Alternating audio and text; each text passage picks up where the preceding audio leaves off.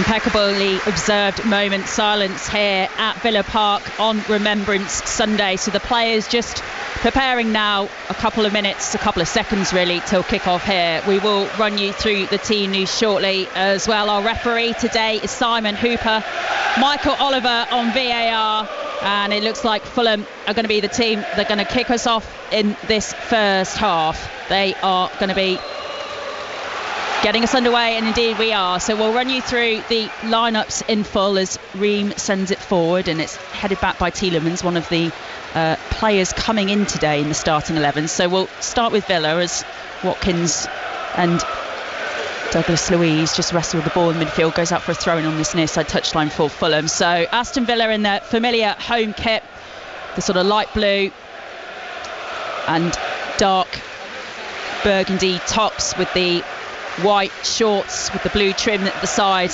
light blue socks as well, and they are lining up with Martinez in goal, a back four, Cash, Konza, Pau Torres, Luca Digne, then McGinn, Kamara, Douglas Luiz, Tielemans coming in the midfield. That's the one change for Villa today on the left. He replaces Nicolo Zaniolo, who drops to the bench, with Watkins and Diaby up front as Villa send it back to Martinez in their goal, and he sends it forward. And they are defending the Holt end in this first half, Aston Villa, as they have a little bit of defending to do here at the moment. Willian on the ball for Fulham on the far side. It's brought down. Good challenge though, says the referee, and John McGinn sends it forward, and that's going to go all the way through to Bernd Leno in the Fulham goal. So Alex Bruce, what do we make of that change then for Aston Villa, bringing in Tielemans? I mean, he's obviously a player who had a big presence at Leicester and is maybe still finding his feet here at Villa a little bit. Yeah, it's obviously a big opportunity for him today. I'm just looking at the way Villa have set up. You've obviously got Tielemans on the left and John McGinn on the right. As Watkins feeds it into the area there, Diaby trying to get on the end of that. Paulini with an important boot in to get that one clear. Fulham partially clear it. Villa get it back in the centre circle. All of Fulham's outfield players back in their half at the moment. Yeah, I was just saying, I find it really interesting seeing if you ask John McGinn and Tielemans what position they naturally want to play, it's in the middle of the pitch. And when you look at them without the ball when they're in wide areas, it's fascinating to see, and they're really well drilled, and they're obviously good at it. Yeah, maybe an experiment that Unai Emery's been working on in training. So Fulham today, again, they are playing in their home kits, even though obviously we are playing here at Villa Park this afternoon on Sports Extra. Leno in goal, Robinson, Ream, Bassi and Castagnet their back four, as Martinez is just lingering on the ball just outside the Villa area. Palhinha and Iwobi in midfield. Bobby de Cordova-Reid, one of the players coming in for Fulham today, as Douglas Luiz almost loops in an own goal from distance there. He's trying to feed that back to Martinez, who was very quick back to his goal line to block that one, chest that one down and feed it out for Villa's defence. A little bit shaky in the early stages here, Villa. Kamara on the far side, and they are being pressed, aren't they, by Villa in the early stages here, Alex? We nearly had an example of a Trevor Sinclair, I think it was, his own goal at the Riverside all those years ago. Do you remember Douglas Luiz playing it back to his goalkeeper there? Yeah. I can't see Martinez being too happy with that one, but he dealt with it very well. Only 3 minutes on the clock.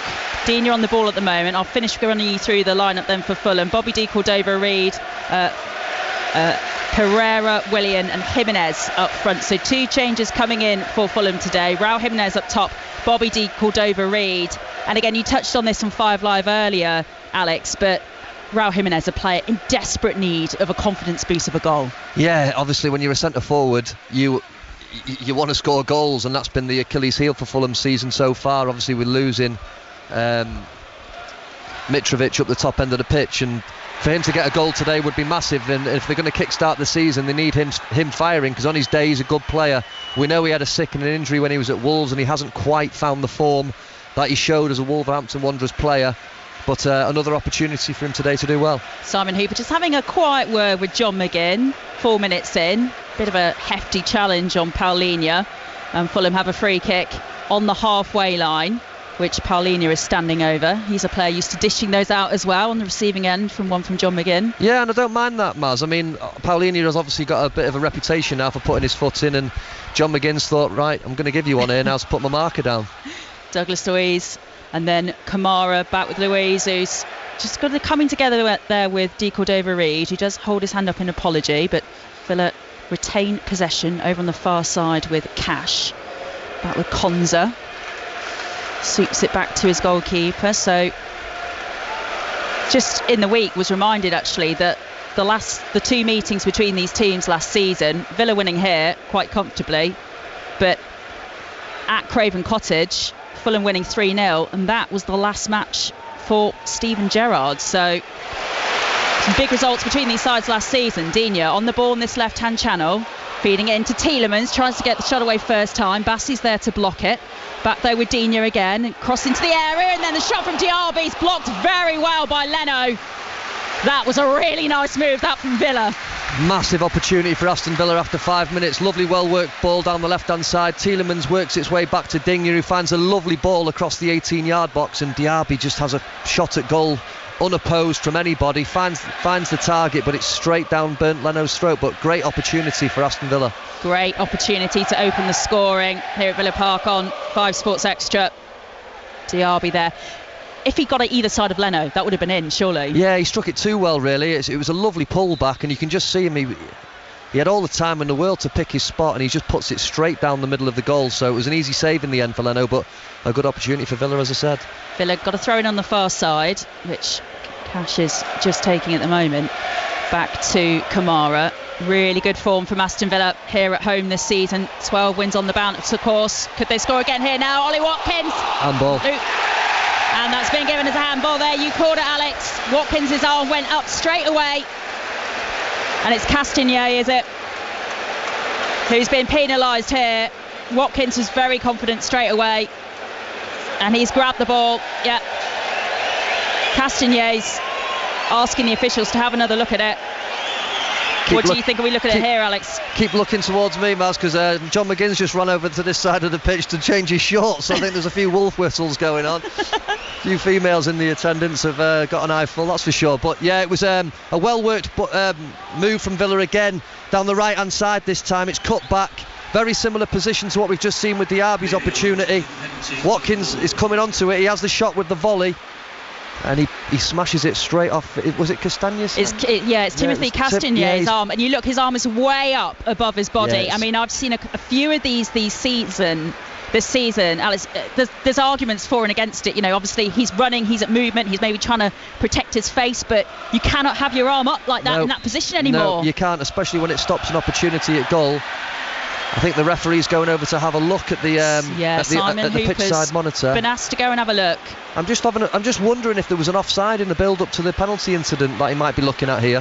Have a look. Clearly, the VAR officials say Michael Oliver is in charge of VAR today, so a very experienced official, and he's asked Simon Hooper to go and have a look at the pitch side monitor, and I think that's what they are looking at, Alex. You're right.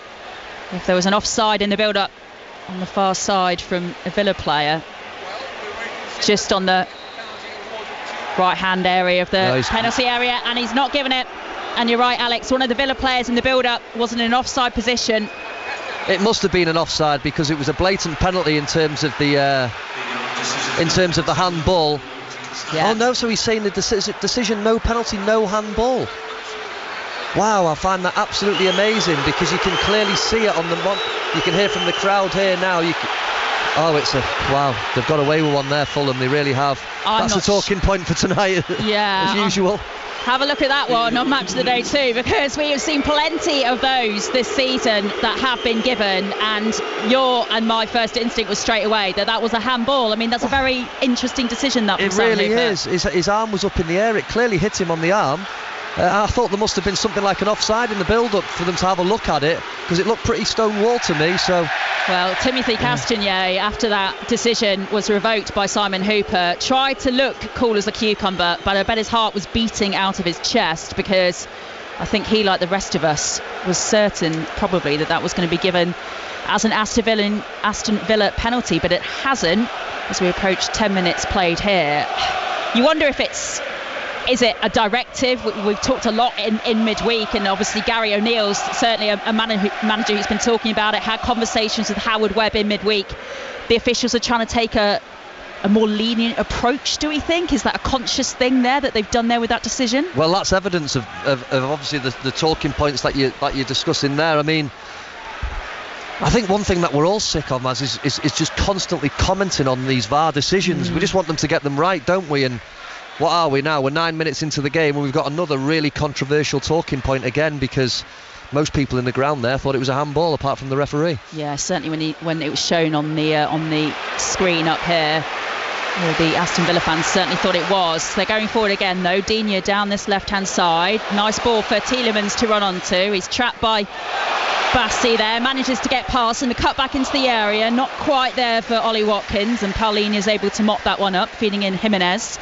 Right back in his own half though, and can't get the ball through to De Cordova-Reid. That pretty much sums up the confidence levels of Jimenez at the moment, I think, that pass. Yeah, it really does. Again though, from an Aston Villa point of view, a lovely forward run from Tielemans. It's pretty obvious what they're trying to do. Break the lines with those forward runs from midfield. They've got in down the sides of Fulham a few times, so if Fulham are going to get anything from this game, they need to start nullifying that threat, because Villa have looked dangerous with it. Remember the contrasting form of both these sides heading into this game. Fulham just 3 league wins on the board at all so far this season. Aston Villa looking to win the first 6 opening league games of a top flight here at Villa Park for the first time since the 1932-33 season. So that is how good they have been this season so far under Unai Emery, certainly at home. Free kick though, just in the centre circle, and we're just going to have a slight pause in play. But we're looking here again at this coming together between Jimenez, giving away that foul on Konsa there. He's a lucky boy there, Jimenez. I mean, he dived in on Konsa, he's caught him. I've seen yellow cards. Yeah, I've seen yellow cards handed out for less than that. So yeah, lucky one. He got away with one there. Well, Simon Hooper's certainly letting a lot go here so far. 11.5 minutes played here on 5 Sports Extra. Plenty of talking points already. What looked to be a handball in the area, not awarded. That decision revoked after having a look at the pitch side monitor again from the referee. Villa trying to build again from the back. Tielemans loses out though. De Cordova-Reid inside Aston Villa's half. Fulham yet to really build a huge amount, and Iwobi shepherded off the ball there by Digne, and Pau Torres just with the ball back in the 6-yard area for Villa. Sweeps it over to the far side. Anthony Robinson involved in a little bit of something there, and then Simon Hooper does indeed whistle for the pause in play. He's not making himself a popular figure with this Aston Villa crowd at the moment. He really isn't. You can see what Unai Emery's saying. When there's a stoppage in play, he wants Villa to play quickly, and they were away there. They put the ball down, played the free kick quickly, and it looked like they were going to start a counter-attack from it, and he's brought the play back and made them retake the free kick, which, as you say, didn't go down very well again with this Villa support. Yeah, it's all about quick play for Unai Emery's teams. And Pau Torres just lingering on the ball midway through Villa's half, up to Tielemans. Not a good pass from Villa number 8, and it's forced all the way back to Martinez in the Aston Villa goal. Fulham just need to try and get hold of the ball, Maz, don't they? They've not had any kind of possession at the moment. It's been all Aston Villa. Fulham are just standing in a low block, trying to frustrate Villa the best they can, but they've hardly had a touch of the ball at the moment. They are really struggling, and Paulinho's lost out again there. Cash winning back possession on the far side. Now Konsa, Douglas Luiz forward again with Kamara. Cash again. The Olay's coming already 13.5 minutes in, because as Alex says, Fulham just cannot get a touch of the ball at the moment, and Marco Silva is pacing the edge of his technical area with a furrowed brow at the moment. And another free kick goes the way of Fulham. You can tell that from the noise of the crowd there. Paulinho's gone down again. And they don't want anything to happen to him, because he's one of the main players in this Fulham team, isn't he? The way he breaks up the play. There's been a couple of examples of him getting in good positions so far in the first 14 minutes, breaking things up, and he's took a nasty one there by the looks of it.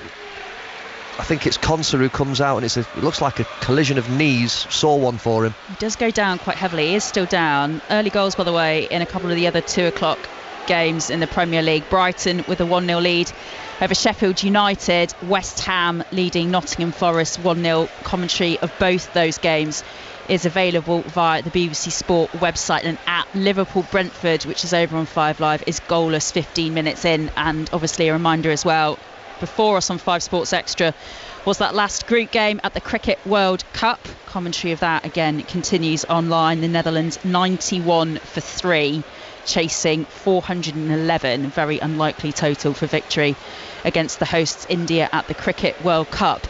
Here Palhinha looks like he's getting up to his feet a little gingerly, but as you say, Alex, yeah, he's took two. He's took a knee to the thigh, and he looks like he's got an elbow to the face as well. Yeah, it looks like they might do a little bit of a concussion check here. He looks a bit dazed, doesn't he? Like he's taken a hit to the nose. Little nosebleed as well by the looks of it. But yeah. Yeah, so he won't be coming back on straight away, you don't imagine, but he has shown himself to be such an important player for Fulham in his time in the Premier League, and he is not on the field at the moment as Villa get play back underway. Pau Torres on the halfway line, thinks about sending it left, instead switches it more centrally to Kamara. You can see what the game plan is from Fulham in this opening stages. They're just sitting in and they're trying to make it really difficult for Aston Villa to break through the lines. They're obviously going to look to counter-attack when they went on the turnover over of possession with Willian and Bobby Cordova-Reid on this right-hand side. Nice switch of play forward from Douglas Luiz. That's something for Diaby to run onto. He's forced back just on that far side right channel. Midway through now, Fulham's half. Back with Kamara. Then John McGinn, who has moved more centrally now after starting on this right-hand side. Konza again.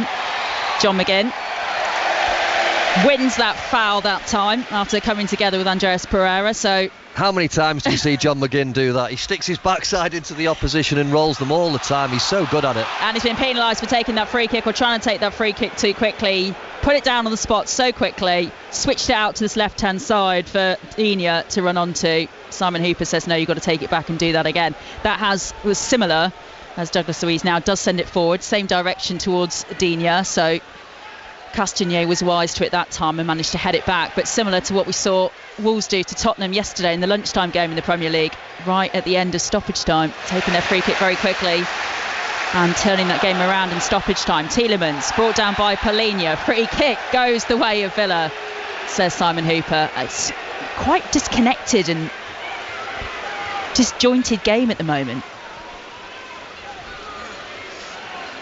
Douglas Luiz. Cross to Konza. Villa really slowing down play at the moment, which is not what Unai Emery wants from his players. All the way back to Martinez, edge of his D. Loops that one forward. Reams watching it all the way. Makes sure Diaby doesn't get a touch. Robinson over on the far side for Fulham. And back to Leno in the Fulham goal. They're just trying to find some little inches in this game, Fulham, and at the moment that is basically by getting some fouls in there and disrupting Villa's play. Yeah, they're just trying to kill the momentum. Obviously Villa have started the game really well. They're really disciplined within their shape, and Villa are doing a lot of standing on the ball, especially in centre half areas, trying to drag people out to try and find a slot to pass it into, and they're going to try and, on the turnover, as I said before, hit Aston Villa on the counter-attack with the pace that they have in wide areas. Pau Torres has gone down in a heap. No foul, says the referee. So Reams sends it forward. Incisive delivery through the middle for Raul Jimenez to run onto. Tries to cross that one into the area. Douglas Luiz heads it down. Picked up again by Jimenez. Now Palhinha, centre of the Villa half, out on the far side with Robinson. But Fulham really playing around the fringes of Villa's shape at the moment, as Alex saying, very organised, particularly when they're not on the ball as well. Aston Villa forced back to Ream on the halfway line. Now Bassi out again on this right hand side with Castagnet. That handball against him, of course, revoked in the opening 9 minutes of this game. Still the big talking point so far, back with Bassi and Ream on the centre circle for Fulham. And Bassi again. Castagnet tries to get past Yuri Tielemans, is forced back, and then Palhinha feeds in Cordova-Reid, and that ball's cut out by Digne. Good bit of sustained possession though for Fulham in the Villa half, and Paulinho loses it, and that's John McGinn going forward, still going John McGinn. Diaby's making the run into the area, Watkins there on the far side, Ream blocks it out and Fulham get it clear, and then Simon Hooper calls for the infringement again. He just didn't release the ball quick enough there, did he, John McGinn? They worked the ball lovely to him in the middle of the pitch, and he was bursting towards the Fulham back three. And he had Diaby and Watkins making good runs both sides. He just didn't release the ball quick enough to feed them through, and ultimately when he passed it, Diaby was offside. Yeah, both Diaby and Watkins in the end just lingering the wrong side of the line, and Fulham taking this opportunity, try and go forward again themselves. De Cordova-Reid, that's for Castagnier to run onto. He gets onto it and then forced into a good clearance there. Konza, an important moment that. Yeah, really, really good defending from Konsa, but it was a really well worked opportunity from Fulham. They worked it down the right hand side, a lovely little ball slipped between the centre half and the right back. It was cut back from Castagna, and Konsa's just managed to get there and knock it out for a corner just before Jimenez tapped it into an open goal. Yeah, he needed to concede that corner, and he has done. So it's going to be a corner from the right for Fulham as they attack the Holt end in this first half. Willian's going to take it, tries to get that through the first man, and it's picked up by Pereira, but he's forced out. Tries to get that back across to the right hand side to Willian, who then gives it to Iwobi. And Bassi knocking it about themselves as Villa have really forced Fulham out and all the way back to the halfway line. They're just starting to play though, Fulham, aren't they? They're just getting a feel for the game. That's the first time they've had a little spell of possession, and they're growing into the game, that's for sure. And Castagnier is on the ball at the moment. Now De Cordova-Reid, Willian, Iwobi into the area. Jimenez is there. Pereira blocked again by Villa. Home crowd do not like how much time Fulham are seeing on the ball, but the flag has gone up. It's got to be one of the most ridiculous rules, honestly. It was so blatantly obvious he was offside there on this right hand side, Cordova-Reid, as he's burst forward down the right hand flank. The referee and the linesman let them play on, and then he puts his flag up a minute later. I mean, what's the point? Yeah, it might be that the players always argue, don't they, that you might get some injuries there in that scenario. You're allowing play to continue when it's clear that. Just common sense, Maz, when it's so blatant as well, So it's a free kick for Villa inside their area, and it's sent back to Martinez, their goal keeper, who sweeps it out on the right hand side for Konsa, who really had to be sharp to clear a really good goal scoring opportunity for Fulham in this first half. So big moments at both ends midway through this first half here at Villa Park on 5 Sports Extra. Leno feeds it out to Fulham's captain Ream. Robinson on the far side, and Ream again. I mean, already in this game there have been some big challenges going in with Paulinho back on the field. He's such an important player for this Fulham side, isn't he? Been so impressive in the season or so that he's been in the Premier League. Yeah, for what he gives to this Fulham side, and any team in general, you can understand why there was huge interest from Bayern Munich in the summer. Obviously we know about his move collapsing, but you can understand why for what he gives. He sits in front of that back four, he mops everything up, he's a competitor, he puts his foot in, he gets about the pitch. He's a huge player for Fulham.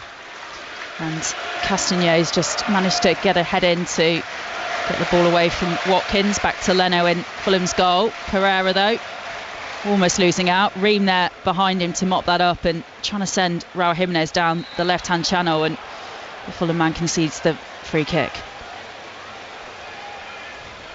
So 24 minutes on the clock here, still goalless.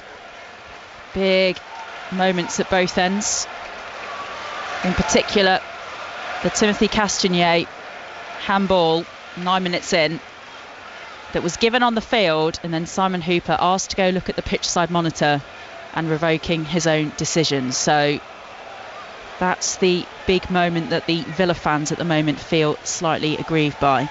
Pau Torres, Konsa tries to send it out on this far side to Digne, but Castagnier read that really well. One possession. Bobby De Cordova-Reid now. Paulinho in the centre circle, sends it out to Willian on the far side, and again the offside flag goes up for that one. A lot quicker. A lot better that from the officials, says Alex Bruce, as Willian and Diaby there was trying to go off on the counter for Villa, but play was interrupted by Fulham. But again, Villa trying to go forward on the far side, and Paulinho once more involved in a challenge with John McGinn. Yeah, sloppy free kick to give away really. I mean, now McGinn was facing his own goal. He didn't really need to dive in and make the challenge, but he's bought the free kick, John McGinn, and it's a chance for Villa to put it into the Fulham's box. So it's midway through Fulham's half, way over there in a tight angle on the right hand side, just a yard or so in from that right hand touchline rather. And Douglas Luiz is going to deliver this, you imagine, just into the edge of that 18-yard box. Instead he sends it sideways to Matty Cash, who then sends it over to this left-hand side to Digne. Pau Torres now picks it up. Instead goes backwards to John McGinn. Momentum forward of this free kick slightly lost by Villa, as they do still have possession in Fulham's half, but they're forced way back almost to the centre circle. Luiz, Torres, back to Konza on the halfway line, Kamara. Torres again. Digne. Unai Emery pointing where he wants his players to go. Play really has been slowed down by Fulham. They're making it very congested in their half when they're off the ball at the moment. Yeah, I think that's the key word, congested. They've got 11 men behind the ball, Fulham, and they're just camping in their own half, waiting for Villa to make a mistake. It's important from a Villa point of view that they need to keep moving the ball quickly and just pick the right pass and not give it away sloppily. Luiz to Tielemans, cross into the area, Diaby onto that one and into the back of the net, and what a simple goal that was. I think the final touch came off Robinson perhaps. Diaby's wheeling away celebrating with his Villa teammates. They do have the lead here. Final touch maybe off a Fulham player, but regardless, they do finally have the breakthrough here, Aston Villa. Villa 1, Fulham 0. Yeah, I think it's definitely come off Anthony Robinson with the final touch, but like I said before, it was that forward run from Tielemans down that left-hand side. Just lovely, patient play from Aston Villa, what I said they needed to do. Yep. Tielemans makes the forward run. It's a lovely ball down the side in between the full-back and centre-half. He whips it across the 6-yard box. And there's a bit of a confusion between Leno and Robinson in the 6-yard box, and it ends up cannoning off at Robinson and going into the bottom right-hand corner. A disaster for Fulham, but Aston Villa 1-0. Yeah, it's so difficult because Diaby's right there on his shoulder, isn't he, as Leno's coming out. So he feels he's got to stay with that run, and then it does just come off his leg into the back of the net. So important though, Maz, how they make people say any young striker, make that forward run, get across the goalkeeper. That's exactly what Moussa Diaby did there, and he caused so much confusion between Leno and Robinson, and it ends up being poked in for an own goal. And it was a great ball as well to Tielemans from Douglas Luiz, who has been so good at distributing for Villa this season, involved in so many goals in games here at Villa Park this season in the Premier League, and again showing that today. He's so important, that centre circle, for making creative play going forward for Villa. Yeah, we've said about Villa keeping the ball and being patient with it, and when it's on, when someone makes the run, picking the right pass, and that's exactly what Douglas Luiz did there. So nearly half an hour gone here on 5 Sports Extra. Aston Villa do have the breakthrough, an own goal, Anthony Robinson, but Diaby, Tielemans, Douglas Luiz doing so well in the build-up. And they do finally have their lead though, Aston Villa. Fulham have to respond. Just the 3 wins, remember, on the board for them in the Premier League this season. And they're really struggling for goals as well. No player in any competition, in all competitions, has scored more than 2 goals for them this season. So it's tough for them to find those goals at the moment. And they're forced all the way back to Leno, Bassi, Castagnet on this right-hand side with De Cordova-Reid. He's got 2 in all competitions for Fulham this season, back in the team today. Ream sends it forward to Willian. Now Paulinho. Force back again on the far side. I guess for Fulham, they've just got to continue with the game plan with what they were doing. It was an unlucky goal in a way to concede, but the game plan was working all right for them. Yeah, it was. They were frustrating Villa. Obviously Villa started the game really well, but they were just starting to frustrate Aston Villa up until the goal, and they had a couple of good opportunities themselves which they need to take confidence by if they're going to get back into this game. It's certainly not over. It's just going to be interesting to see how their reaction is going to be to going 1-0 down.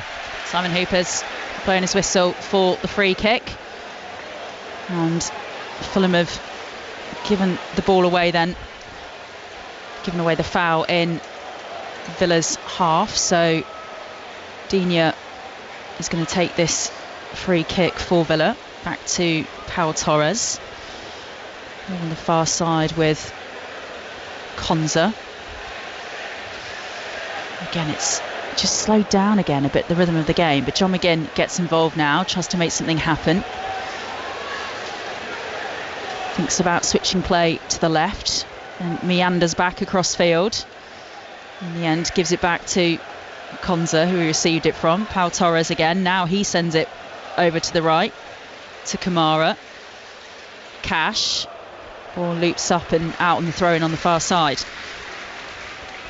It's amazing when you watch centre-halves today. I mean, when I was a kid growing up, as a centre-half myself, you were always told when you get the ball, move it quickly, get the ball forward as quickly as you can, try and put the opposition under as much pressure, don't give them chance to get set.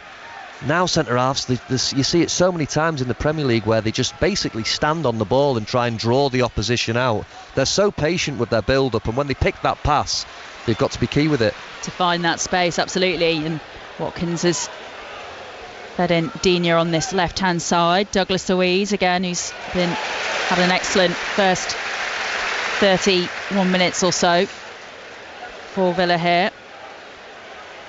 Now Konza sends it out to Kamara on the far side. Long ball forward for Diaby to chase, but he didn't go full pelt for that because I think he thought he was offside.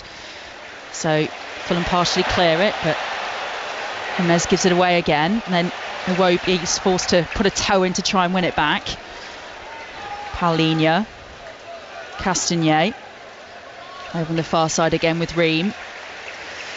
I feel for Jimenez a little bit because he's had a few straight balls knocked up to him and he's so isolated up there. He's done his best, but Konsa and Pau are so aggressive up against it. He's going to have a tough afternoon, but they're away here, Villa, with a forward run of Pereira.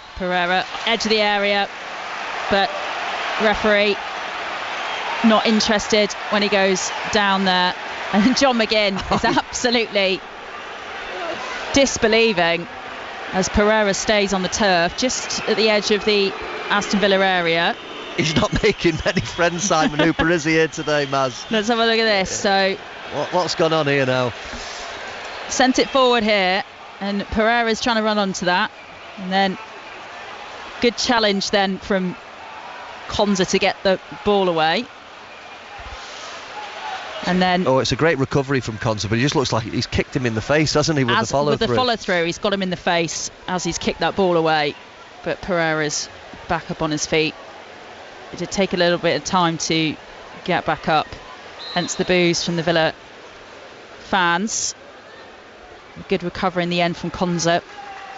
Pau Torres was chasing back as well. Just had a panic attack there, Maz, when I saw Adama Traore warming up in front of me. I've had many afternoons trying to chase him, and it wasn't very nice. He's so quick, and he's just come out to warm up there for Fulham. Yeah, he's a couple of them over there. Carlos Vinicius as well. A few pacey goals down the years that he scored. He really is that quick. He looks that quick when you're having to place him. Absolutely lightning, he really is. Could be an option though for Fulham in this game to try and get back into it. Someone like him with his pace to try and create something. It's a good option to have off the bench. Yeah, at the moment it's been a frustrating afternoon for Raul Jimenez. Couldn't run onto that chance for Fulham as they win back possession in their own half. Good tackle in from Iwobi and Castagnet. And Paulinho back to Iwobi over onto the far side. That's for Robinson. Obviously unfortunate to concede that own goal. Anthony Robinson in this first half. That's been the difference so far as we approach the last 10 minutes here before half time.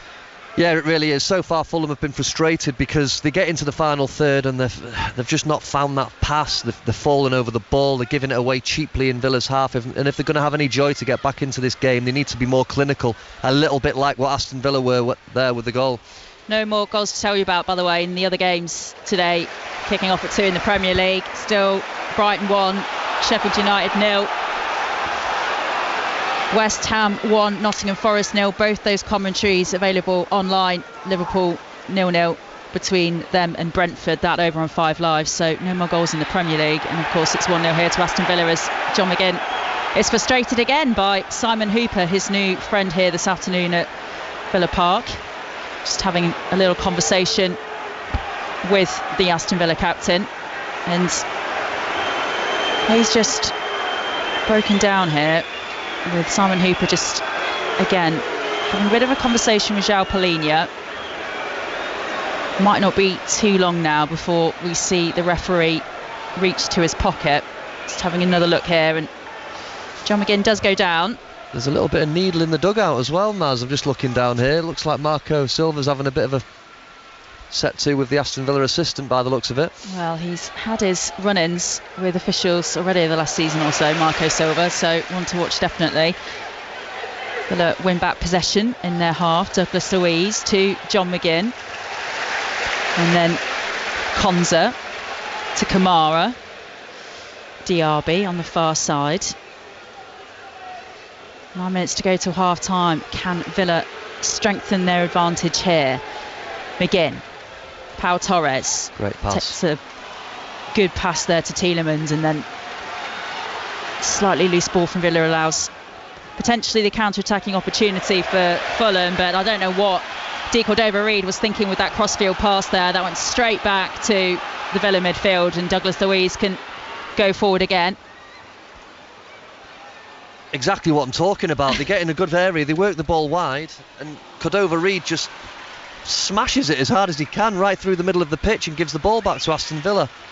Ridiculous decision. Definitely see they're low on confidence at the moment, Fulham, and they're having to work the ball out from around their area at the moment. Bassi to Pereira, sends it forward. Now Iwobi working hard in their midfield, but he loses out to Digne. McGinn, now Digne again, edge of the area. Bassi does well though to get that toe in and get that ball clear. Good link-up play in the early stages actually between Iwobi and Bassi. I've not seen them play an awful lot together, as John McGinn thinks he's won the throw-in there. It's awarded to Fulham. And good defending there, like you say, from Bassi. He showed really good pace and strength there to get across, and he was composed when he landed on the ball to find the pass as well. First time I've seen him play. You can see he's a powerful, big, strong boy.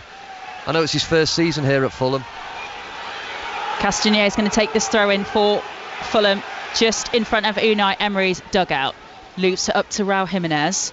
He tries to chest it down. De Cordova-Reid tries to get some support in as well, but Villa pick up possession again. Pau Torres loops it forward over the far side. Ollie Watkins is making the run, as is Matty Cash. Matty Cash into the area, in the D, strike from distance, straight at Leno. Good idea though, that from Villa. Really good idea. It's a lovely ball from Pau Torres. He hits the diag, and a lovely run forward from Matty Cash. Gets in behind Anthony Robinson and gets his shot off and puts it straight down Bernd Leno's middle of his goal. Willian now is on the attack down the other end for Fulham, crosses it into the area. De Cordova-Reid tries to get up onto that one. Ball's forced out wide again for Fulham. Iwobi in a bit of a battle there with Tielemans, and the Villa man comes out on top, but Bassi loops it back forwards for Fulham. Shouts of handball. Play continues. Again, it's looped back by Villa, and then Castagnier heads it down for Ream to mop up in the centre of that Fulham defence. Just not quite getting that bit of quality that they need in the final third at the moment, Fulham, and that De Cordova-Reid chance, another example of that, Alex. Yeah, it was a well worked ball down the left hand side though for Willian, and he whips in a lovely ball to the back post. From a Fulham point of view, they probably wanted Jimenez coming round the back post rather than De Cordova-Reid, because he obviously lacks size, but it was a well worked chance. And then Robinson's trying to get it forward there, and Villa get the boot in, Matty Cash, and it deflects off Robinson and loops all the way back to safety to Emi Martinez in the Villa goal. So coming up to 5 minutes towards half time now. I mean, obviously Unai Emery will be happy with his players having the lead, but they haven't played probably the tempo, the pace of the game that he likes to see from his Villa side. Yeah, and I think Fulham have got to take confidence from that. They've frustrated Villa at times with their shape. As John McGinn sent it forward, this is for Watkins to run on to. He's tracked by Bassi. Bassi still with him, brings him down. No free kicks as the referee, because Villa have the advantage, playing possession again. McGinn though, that ball comes straight off Iwobi, picked up by Digne, and then sent back to Pau Torres on the halfway line. The big talking point obviously is going to be the penalty. I mean, it's good. The thought of Villa going in 2-0, I'm sure that would have pleased Unai Emery more so than going in 1-0 at half time if it stays that way, but the penalty decision is going to be a real big talking point. This though could be useful. John McGinn brought down by Raul Jimenez, very central area, 30 yards or so out from goal. This is precisely the kind of ball, and he's just taken it straight away, and we know who's going to take this. He's standing over it. Douglas Luiz, we talked about him already. Really good opportunity this, couple of minutes before half time now. Yeah, I think it's just a little bit far out for him to have a shot. It wouldn't surprise me if they try and work something wide here to get across into the box, because it's too far out to have a shot. Douglas Luiz is over it. Luca Digne's also interested. The set piece coach, who I've spoken to once actually from the Aston Villa technical staff, is gesturing what he wants them to do with this. So Douglas Luiz has indeed walked away. Digne's looped it over. Diaby was trying to make the run forward. Castagnier cut that one out, and then Bassi sends it forward.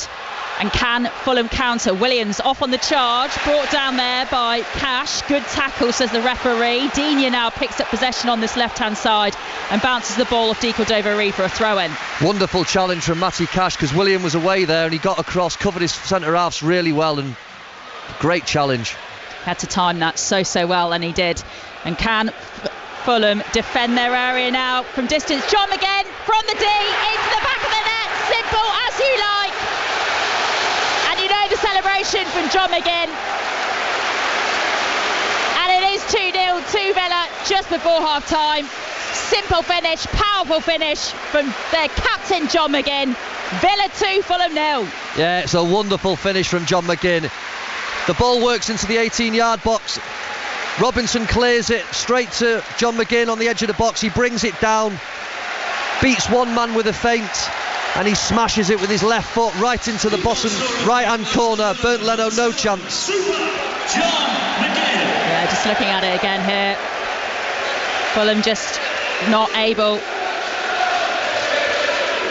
to clear their area. The ball comes out. And he knew exactly where he wanted to put that, John McGinn. He lined up the shot into the D. Such a good finish. Leno was stretching for it, but was never going to get there. Really good finish. I mean, he beats... We've spoke about Paulinho there in screening in front of the back four for Fulham. McGinn beats him far too easy, sends him with the dummy.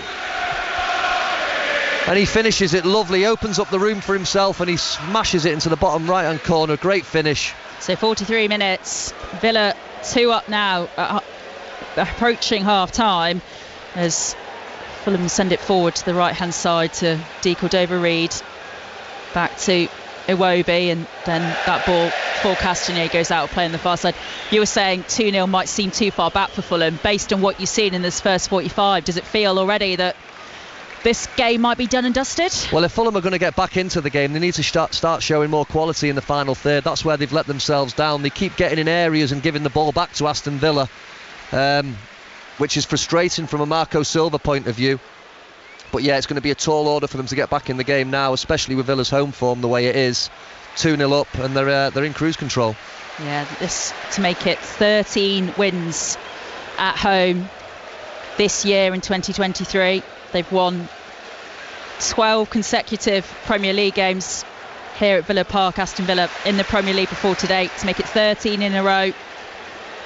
Only Manchester City have won more games, or as many games in the Premier League at home as Aston Villa this calendar year. So very, very difficult mountain to climb now for Fulham, particularly when you look at their lack of goal scoring form at the moment in the division. And Villa full of confidence now, playing out from the back. Douglas Luiz going forward again, feeding in Digne. That pass was for Douglas Luiz, knocked back though by De Cordova-Reid, but already you can feel the heads dropping from some of these Fulham players, just the body language there from De Cordova-Reid. Yeah, they're getting frustrated, aren't they? And it's because Villa have just been the more dominant side overall in this first 45 minutes. Fulham have tried to play from their shape, break on the counter-attack, but when they've had it, as I've said, they're just lacking that quality, especially in Aston Villa's half. We have played 45 minutes. Fourth official indicates 5 minutes to be played at the end of this first half. Of course, a lot of that will be when Simon Hooper was asked to go and look at the pitch side monitor for that Timothy Castagnier handball that he eventually decided wasn't a handball, even though his arm was pretty way far out from his body. And that's a decision that still puzzles us, to be honest, why that wasn't given. We'll have to have another look at it, Maz. I'm not sure if his arm was up, whether it actually made contact with his arm, but we'll have to have a closer look at half-time. Yeah, we'll have a look at the replay on. It's a shot from distance from Raul Jimenez, straight down the throat of Emi Martinez. And again, just the strike really of a player, a forward low on confidence at the moment. Hasn't scored in his last 33 consecutive Premier League appearances, Raul Jimenez, so really struggling to find the back of the net at the moment. Emi Martinez just taking his time on the ball. Sorry, Alex. I was just saying there, he's been a really good performer in this first half, John McGinn. It was a lovely goal from him. And Pat actually handed me a note saying he's one of your dad's better signings. When you think for £3 million, he's done absolutely magnificent at Aston Villa. He's a crowd favourite, and you can see why. Also a Scotland favourite as well. My Scottish mother, big fan of John McGinn. And he's on the ball again, feeding it out on the far side. Matty Cash.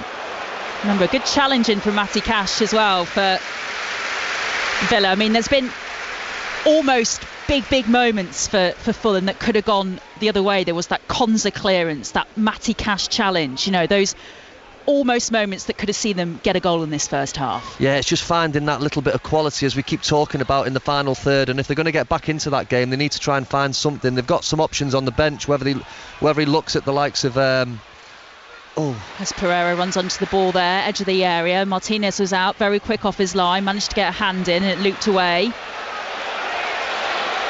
Now Tielemans, a bit too much on that for Watkins. Kamara to run onto. Now Watkins is on the ball on this left-hand side. Cut back, blocked by Ream, out for a Villa corner. They're getting so much joy down the sides of the full-backs. Them balls where it's just taking the full-back out of play and they're just running down the sides of the centre-half, Aston Villa. They've done it so many times in this first half. They work it really well. And it's causing Fulham all kinds of problems with that forward run. Really using the width of the pitch at the moment, Aston Villa. We've played 2.5 minutes of stoppage time. And Douglas Luiz is going to take this corner for Villa from the left as they attack the north stand in this first half. What a moment to score a third if they were to do it. It's looped up high. Kamara tried to go up for it. And then the shot from distance from Pau Torres goes wide. That was a classic centre-halves finish, that, wasn't it? Fell lovely for him on the edge of the box. You're thinking, go on then, just hit the target with your left foot. He nearly put it out for a throw-in and he hit it that far wide. It was one of my shots, that was. I don't think that Fulham are going to be too worried about shots from him from distance like that. Ream on the ball on the far side for Fulham. Then Willian. Forced back in his own half. Poor pass. Diaby picks it up and then Douglas Luiz feeds in, or tries to feed in, Ollie Watkins, who then was trying to get in Diaby as well. Picked up by John McGinn. Sweeps it in from the edge of the area over to his left-hand side. Luiz couldn't get that. Again, though, good creative movement forward from Villa. They're just first to everything, Villa, aren't they? I mean, you can see the Fulham players' body language. They look a little bit dejected, a little bit lacking of ideas, because Aston Villa are just smothering them in every aspect. Second balls, tenacity to win the ball back. They're just winning their individual battles all over the pitch. Then they sends it out to Ream on the far side, but Fulham in truth not in a huge amount of rush to take for that goal kick, and I think they're just waiting now to try and get in at half-time and see if they can have a plan B to try and get back into this game. Pereira loops it over to Castier this near side, who does win the throw-in for Fulham. Tielemans getting the tackle in. Castagne takes the throw-in to Paulinho. Back to Bassi in this deep right channel for Fulham. Sends it up to the halfway line to Jimenez. De Cordova-Reid running onto this one now. Tries to feed in Pereira. Then Paulinho out on the far side to Robinson. Fulham trying to switch play here at the end of this first half. Willian, we're into the final minute of stoppage time, and then that shot from distance straight again down the throat of Emi Martinez. And that is the half-time whistle. So, after playing on Thursday, I'm sure that Unai Emery will be delighted 3 days later that his side go in at half-time here at Villa Park with the 2-goal lead. The first and own goal, 27 minutes in. The final touch coming off Anthony Robinson, although Diaby doing really, really well to put off the Fulham man. And then the second just before half-time from John McGinn, a really good finish from the D. It'll be exactly what Unai Emery would have hoped for, Alex, because he knows, obviously, we were saying the recovery time is short when you have this European games to play on a Thursday night, as Aston Villa do this season. So to go in up 2-0 up at half-time in this game, he'll be delighted with that so far. Yeah, he will, especially after having a European game on Thursday night. He'd be delighted with the reaction of the players to come back to Villa Park, especially as well after losing last week at Forest. Their reaction's been great, and they've been on the front foot. They've been by far the better team in this first half. They were unfortunate with the penalty decision. We'll have to have a look at that again. They've scored 2 really good goals, and Fulham haven't really tested them, have they? They've made it far too easy. They've been far too passive, and if they're going to get back into this game, they need to shape themselves quickly. Yeah, a couple of hard chances for Fulham, but really struggling for goals again today, and that's been the story of their season so far. Half-time here, Aston Villa 2, Fulham 0. We'll be back for second half commentary then shortly in the next 10-15 minutes or so, but during our pause here, we're going to join 5 Live with news from the rest of today's Premier League matches. Liverpool? Yeah, I think that's partly down to Brentford, to be honest. I think that at times they've shown that they can create things, but they've been very sloppy in the final thirds. Whenever they haven't been sloppy, whenever they put some passes together, they have created some half moments. There's some encouraging moments out there for Brentford, but they've been their own worst enemy at times. Liverpool have looked a threat, especially on the counter-attack. Liverpool will feel there's more goals in this game for them, certainly. So be interested to see what managers say at half-time and the outlook of the second half. We saw Darwin Nunez's Liverpool career in microcosm over that 45 minutes. One great ball for the Salah goal, and twice he could have had 2 himself, and he was just unlucky, especially with the first one. Yeah, you find yourself saying that about Darwin Nunez a lot. He's unlucky. He's very unfortunate. He hit the wrong side of the post and didn't go in, or the 2 good finishes he's had today, he's offside, millimetres on one, got a little bit on the other, but he was in a good striking position, and Collins made a brilliant last-ditch tackle, but he's been lively, he's been a threat. The Liverpool crowd have really taken to him.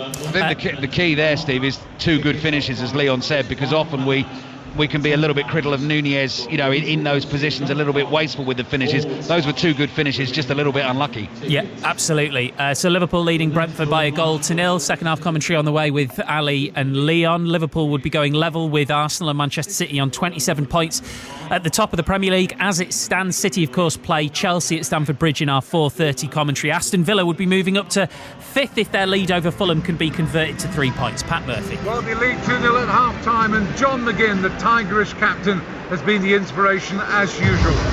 John McGinn has been the inspiration, leaving Villa 2-0 up at half-time. He saw Robinson put into his own net from across from Digne after setting up Digne down the left wing. Unlucky Robinson, but McGinn, magnificent second goal, dropped his shoulder 25 yards out. Trusty left foot, superb. But just before that, Cash, Villa, made a really important tackle on Willian to deny Willian that chance. On such slender threads, it's hanged Premiership games. Could have been 1-1 then. Next thing you know, it's 2-0 Villa at half-time. The scoreline gap at the Amex Stadium is slender, but should it be a lot larger? Brighton, Sheffield United, Paul Scott. It certainly could be, possibly should be. It is Brighton 1, Sheffield United 0 at half-time. Simon Adingra's 6th-minute goal separating the two sides. A wonderful goal as well, cutting in from the left-hand side. It just opened up. He continued to run, played a 1-2 with Facundo Buonanotte before a composed finish. Ansu Fati forced a couple of saves from Wes Fodringham, who's keeping the blades in it, before Fodringham then tipped over a Billy Gilmore volley from the edge of the area. At the other end, Sheffield United, while the blades have been blunted, they've offered very little as an attacking threat. Oliver Norwood blazing over in the first half. Stoppage time from the edge of the box is as close as they have come. Brighton 1, Sheffield United 0. Chelsea look to be going top of the Women's Super League. They lead 2-0 at Everton in stoppage time. It's Manchester City 0, Brighton 1 and Bristol City 0, Aston Villa 0. The full times from earlier. Manchester United second in the WSL after a 5-0 win over West Ham United, and it finished Tottenham 1, Liverpool 1. In the next few minutes they'll be underway in the Gallagher Premiership, so we'll take you to Franklin's Gardens shortly ahead of Northampton Saints against Exeter Chiefs. We'll be back at the Cricket World Cup as well. That match between India and the Netherlands. We'll do all of that after the news on 5 Live with Stuart Clarkson. Listen on BBC Sounds. This is BBC Radio 5 Live. The Prime Minister's facing growing calls from Labour to sack the Home Secretary after she was accused of stoking tensions before yesterday's pro-Palestinian march in central London. Suella Braverman had called those demonstrating in support of Gaza hate marchers. The First Minister of Wales, Mark Drakeford, says her comments gave licence to far-right activists. The Met Police says the vast majority of the 126 arrests made yesterday were counter-protesters. Zoe Billingham is a former HM Inspector of Constabulary. I think it would have been extremely difficult for the Metropolitan Police Commissioner to have made the case based on the risk assessment that he had undertaken that the march should have been banned. Marches are only banned in the most exceptional circumstances. So I think overall, most people would say that it was right that people exercise their right to protest. Limited evacuations from Gaza are reported to have resumed at the Rafah crossing. Egyptian security officials have said a group of foreign citizens and dual nationals, as well as some wounded Palestinians, have arrived in Egypt now. Hamas, meanwhile, says the cardiac ward at the Al-Shifa hospital in Gaza has been destroyed by an Israeli airstrike. Israel's military has denied deliberately targeting it. The World Health Organization has said it's lost communication with the site and is gravely concerned. The IDF says it'll do its utmost to ensure babies are safely taken out of the hospital. Dr. Margaret Harris is from the WHO. Everybody is in danger. There have been more than 100 UN staff who've died. All other organisations are also reporting terrible loss of life. We are calling for an immediate ceasefire because that is the only solution at this point. Scotland's largest health board has been named as a suspect in a corporate homicide case following the deaths of 3 children and an adult at a hospital in Glasgow. NHS Greater Glasgow and Clyde says it's cooperating with the investigation into the deaths at the Queen Elizabeth University Hospital, which began 2 years ago. The board says its sympathies remain with the families. And the King has led the national ceremony of remembrance at the Cenotaph in central London. He laid a wreath on behalf of the nation alongside other members of the royal family and senior politicians. Silences were also held all across the country and also ahead of today's football fixtures. BBC 5 Live. Weekdays from 9. We take your calls on the things that matter to you. Nikki Campbell. There is a lot of fear at the moment. We're looking for the answer, how to stop it. And please stop it. I don't know what's happened to reasoned debate in this country where people could say what they're thinking. And Monday to Wednesdays from 11, join Nagam and Chetty for the latest headlines and big name interviews. We're going to try to explain what's happening right now. Society in broad terms, I think, is still in shock. I knew the rules and regulations, so as long as you abide them, you were fine. BBC Radio 5 Live. The voice of the UK. Listen on BBC Sounds. This is 5 Live Sport with Steve Crossman. On 5 Live. Listen on BBC Sounds. And let's take you back live to the Copper Box, where Great Britain's Harriet Dart is looking to secure victory for Great Britain over Sweden at the Billie Jean King Cup. Russell Fuller. Yes, that after Katie Boulter beat Cassia Ronaldo Persson 6-1, 7-6, saving 4 set points before winning that second set on a tie-break. Dart replacing Jodie Burrage, who has been dropped to the bench after a less than spectacular debut, shall we say, yesterday, is playing Kaisa Henneman, who's outside the world's top 500, but it's very tight in the early stages. Dart did have a couple of break points saved by the Swedish player, going with serve. Dart serving at deuce and trailing 2-3 in this first set. Thank you, Russell. The Netherlands were given a pretty tall task against India at the Cricket World Cup. The hosts racked up 410 for 4 earlier. Let's hear about the reply. Daniel Norcross. Steve, yes, well, it's not going to happen. They're 162 for 5. And finally, some moments of sanity are breaking out. We've just watched a bunch of part-time bowlers bowl. Virat Kohli, who took a wicket with one down the leg side, Shubman Gill and Surya Kumar Yadav. To give you an idea, these guys will not bowl all year. It's all become a little bit like an exhibition match, which is amusing for the crowd, but I don't quite know how the Dutch feel about it. All the time, Sijbrand Engelbrecht, who's been one of the finds for the Netherlands, he's still there, unbeaten on 42, and every now and then we get a sight of Jasprit Bumrah bowling, and it's absolutely marvellous. He picked up the wicket of Bas de Leede with a perfect Yorker. But the Netherlands now 162 for 5, 15 overs left. They're not going to score the 249 runs they need. It's a matter of how long this game goes, and as long as India keep on bowling their part-time bowlers, it'll be to the very, very bitter end. Daniel, thank you very much indeed. Already today, Rangers won by 2-0 at Livingston to cut the gap to Celtic at the top down to 5 points, but it looks like it's going to go back up to 8. Celtic versus Aberdeen's about half an hour old. Gavin Wallace. Yeah, half an hour old, as you say. Yang scored on 9, Kyogo on 16. It's a bit of a sculling for Aberdeen at the moment, to be honest. Steve, they've had one shot at goal. Johnny Hayes on 23, but he blasted it well wide. Other than that, Celtic peppering the Aberdeen goal. Celtic 2, Aberdeen 0. Gavin, thank you. Right, at 4:30, we're bringing you full commentary of Chelsea versus Manchester City here on Premier League Sunday. That's where we find our correspondent, John Murray. Afternoon, John. Yes, good afternoon. This could be anything, couldn't it? Yeah, I think if a straw poll of those who have spoken to at Stamford Bridge this afternoon is anything to go by, I still think the general expectation is that it will be Manchester City's day. But I just think that what Chelsea have done, and obviously what happened on Monday night, means that perhaps those people aren't as absolutely certain as they might have been. Former Chelsea goalkeeper Mark Schwarzer is alongside John for commentary. Hi, Mark. All right? Yeah, not bad, thank you. Yourself? Yeah, good. And then we asked this question right at the start of the show today, which is Chelsea off the back of that mad win at Tottenham Hotspur. Do they arrive in a better place, despite the fact that it came in very odd circumstances? I think so, yeah. I think any time you win a game, certainly against one of your biggest rivals across town, you've got to be buoyed by it, you've got to be lifted in confidence, and Chelsea no doubt will be, regardless of who they've had to come up against, whether it's 11 players or 9 players as it was in the end. I mean, yeah, one could argue and say, would they have scored 4 goals against a Tottenham side with a full 11? We don't know. We will never know. Probably unlikely. But they walk away with 3 points, 4 goals. Jackson scores a hat-trick, and they've got to come into this game with some more confidence. And I've just been watching here on our screen pictures of just outside Stamford Bridge, where the Chelsea team bus has arrived, and watching Maurizio Pochettino, the former Tottenham manager, getting a hero's welcome from the Chelsea fans outside the ground after the win at Tottenham the other night. There are so many storylines around this game. Of course, one of them is the X factor of Raheem Sterling, but also particularly Cole Palmer, who just seems to be going from strength to strength. Yeah, and I was with the England squad announcement the other afternoon, and Gareth Southgate gave several mentions to Cole Palmer. So I don't know what's going to happen with all of the various withdrawals that we've seen over the course of the last couple of days or so from the England squad, and there will be an update on that at some point over the course of the next 24 hours, I would think. But, judging by what he said, he might have a chance of getting into the England squad, and that's remarkable, isn't it? I was reading this morning that he's already had more minutes of Premier League action for Chelsea than he has for Manchester City, but he's very much a regular starter, started the last 7, and I'm sure he'll be looking forward to this today. Yeah, there's also less time, Mark, than one might think for any players wanting to get into the squad for the Euros, and this is true of Rico Lewis as well at Manchester City. We'll talk about him more later.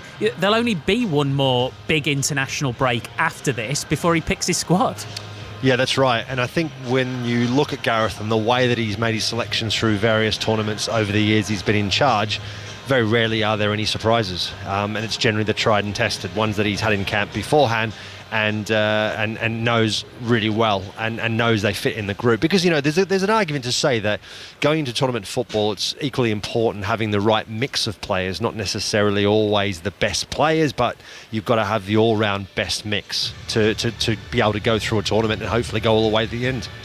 Thanks both, Mark Schwarzer and John Murray, who'll be bringing you commentary of Chelsea versus Manchester City at 4:30 on Premier League Sunday. Second half commentary on the way from Anfield. Liverpool leading Brentford by 1-0. 3 other 2 o'clock kickoffs in the Premier League, all available via the BBC Sport website and app, and 5 Sports Extra for Aston Villa Fulham. Villa leading by 2-0. We were hearing earlier that Jodie Burridge had a very nervous day yesterday at the Billie Jean King Cup. Less so Harriet Dart today, Russell Fuller.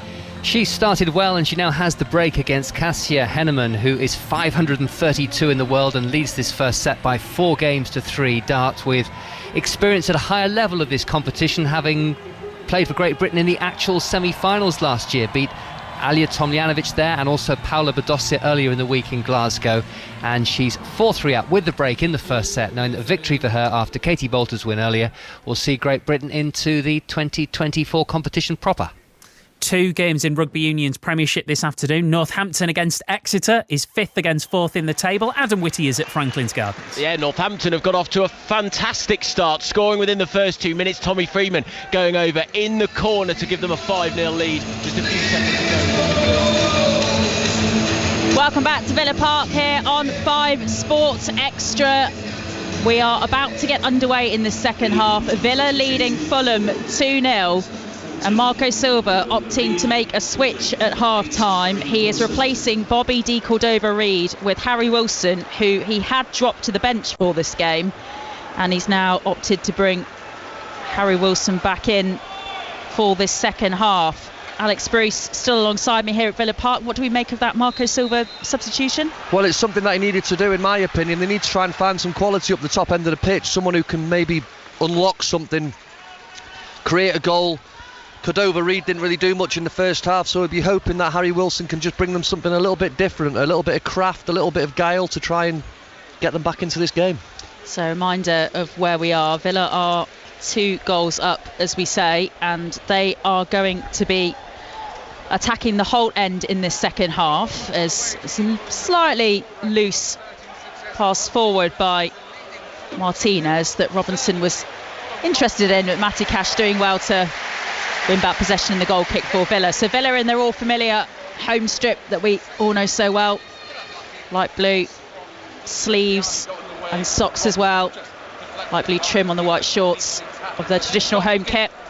They have made no substitutions at half-time, so they line up with Martinez in goal. Back four of Cash, Konza, Pau Torres, Luca Digne, McGinn. Score of their second goal just before half-time. Kamara, Douglas Luiz, Tielemans with Watkins and Diaby up front. Fulham, who again are playing in their home kit, though of course we are here at Villa Park.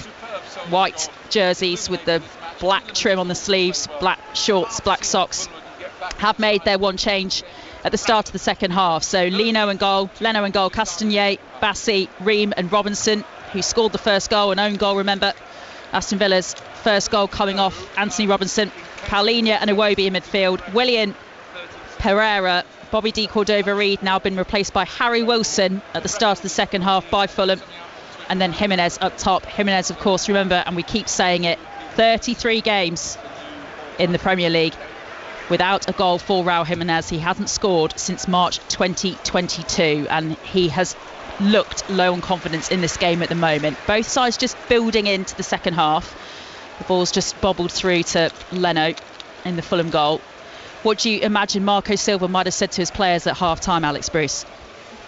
I can't swear, can I? But I can't see it being very positive, that's for sure. I think he might have got the old hairdryer out, should we say? But I think they needed it because they need a little bit of a rocket to try and get back in the game. They need to show more urgency. Iwobi's got forward now here, filling in Raul Jimenez. And how's your luck as Williams' subsequent shot goes over the crossbar. Raul Jimenez hitting the left-hand post as it was fed in by Alex Iwobi into the edge of the area. Having a look at it again here. Good run forward from Iwobi. Jimenez perhaps just offside. I think he was just all right, Maz, but do you know what? I think it might be a great save from Martinez. I think it might be, and you could see Jimenez, the camera panned right in on him, and he kind of looked to the sky as if to say, when is my luck going to change? Because he did everything right. He hit it across the goalkeeper, and unfortunately it just came back off the post for him. Yeah, Emi Martinez getting a right paw to it, and it bounced off the right post, and Willian's subsequent shot just going over the crossbar as well. There was a little fist pump from Emi Martinez. He did get his... He certainly wanted everyone in the ground to know he'd got a touch on it, didn't he? Well, and he got his Ballon d'Or award as showing, of course, before kick-off as well here. Awarded best goalkeeper at the Ballon d'Or. Diaby's on the run, trying to make the run into the area down the right-hand channel, forced back by Robinson. Does get the cross in straight, though, at Leno. But yeah, Emi Martinez coming out about 10 minutes ahead of kick-off with his best goalkeeper award that he received at the Ballon d'Or ceremony a couple of weeks ago. And he certainly enjoyed showing the crowd that award, we should say. Robinson, back to Ream. Fulham have got to get more on the front foot in the second half if they're going to get anything from this game. Bassi, back to Ream again. Iwobi. Now Willian. But that response from Iwobi going forward is, again, Wilson this time tries to get forward, and Martinez very quick out of his area to head that one down. That is the response that Marco Silva would have asked for from his players. Yeah, I mean, we were just talking about what he could possibly have said at half-time, and whatever he has said, you can see there's been a bit of a reaction from Fulham in the opening periods of this second half. They're playing on the front foot. They're in Aston Villa's half, keeping the ball. They've hit the post, and we're only 4 minutes in. Cross into the area, straight though, safely into the hands of Emi Martinez. Remember, Fulham's wins this season so far in the Premier League have come against Sheffield United, Luton Town and Everton. And I know Everton is a different prospect now as Martinez takes the goal kick and loops it up high and headed down by Bassi. But do you fear for Fulham in this Premier League this season based on what we've seen today? Well, you'd have to fear for them a little bit purely because the lack of goals they've got in the team. I think it's common knowledge, isn't it? Anybody who doesn't score goals is going to be in trouble, and if they're going to start climbing up the table and not looking over the shoulder like they are at the minute, then they need to find some goals from somewhere. And if they can't find it between now and January, it's one area where I'm sure Marco Silva will need to strengthen come the January transfer window. Yeah, we're not that far away from that window now. Palhinha feeding it to Bassi on the far side. Forward to Palhinha. Few boos when some of the Fulham players touch the ball. Ream. Back again to Bassi. Fulham haven't won here at Villa Park in the league since 2014 as well. So all the odds, all the stats are stacked against them as Wilson goes down and wins a free kick on the halfway line, which he takes quickly, but straight at Matty Cash. John McGinn, though, getting a boot in as well to win back possession for Villa, and then goes down under a Palhinha challenge. And we did say that the first yellow card of this game was coming probably just before half-time. It has been shown to João Palhinha. Just a few too many of them coming in now from the Fulham man. Yeah, one too many, as you say, needless fouls. And I think the referee's totted them up. Oh, he's coming over and booking Marco Silva as well by the looks of it. I don't think he's too happy with his reaction to the yellow card. Or is it his assistant? Big build-up, I think it is. Yeah, it's his assistant. For his assistant. Villa Park enjoyed that one, but frustrations there, I think, from Marco Silva's technical team. But that battle between Palhinha and John McGinn's been a good one to watch today, actually. Yeah, it has. They've had a little bit of needle. I think John's ripped his shorts. There's been a few little niggly challenges between the two. They embraced as they were coming off the pitch, actually, which is nice to see. Yeah, as if to say that was a good little battle. Ball into the area. Bassi had to get a boot in to get that one out for a throw-in on the far side. Yeah, they embraced as they were coming off the pitch in the first half, and they've carried it on in the second half. But just thinking from a Fulham's point of view, when you're 2-0 down, you don't want to see petulance from the sidelines and your assistant manager getting booked, and it just festers into the team sometimes. So yeah, poor to see. Looped ball from the left to the right of the area from McGinn for Cash, and then he takes the shot on straight at Leno, though. Decent height, that one, for the Fulham keeper to gather. Yeah, that's a really interesting point, Alex. You know, when you see tempers fraying and flaring up on the sideline, you know, it's you can see that absolutely, I guess, spill out onto the pitch and into the atmosphere around the players as well. Yeah, you want to see positive body language from your manager and his staff, and I think when they're throwing their arms around and arguing and getting booked by the referee, I think sometimes it just doesn't give off the right message towards your players. You should lead by example, and they're away again here. Loop ball forward from Anthony Robinson. Wilson onto this, tries to take the shot on. Eventually, Iwobi gets in there as well. Handball. Flag eventually goes up on the far side. But again, took a little bit of time then for the referee to stop play. There's that delayed offside flag going up again. It was a well-worked ball, long forward ball over the top. Little diag on his right foot. I think it's Robinson cutting inside the pitch. He finds Wilson on the far side, who cuts into the 18-yard box, tried to work it onto his left foot. Delayed and allowed Villa to get back in and defend it in the end, but unfortunately he was just offside. Yeah, and Iwobi in there as well. Just seeing a shot of Marco Silva in his dugout, looking very frustrated. The Fulham manager at the moment. His side only managed to score 9 league goals this season. They're going to need to find 3 this afternoon as it stands if they're going to win this game. Kamara forced out on the far side by Wilson. You'd be pleased with how they've started the second half though, Fulham, won't they? They've started a lot better than they did in the first half, that's for sure. They're playing in Villa's half, as I say, and if they're going to get back into the game though, they're going to need a goal quickly.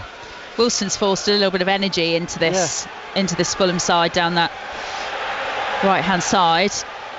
Take a bit of time, Digne, to take that throw in for Villa. Pereira wins it back for Fulham.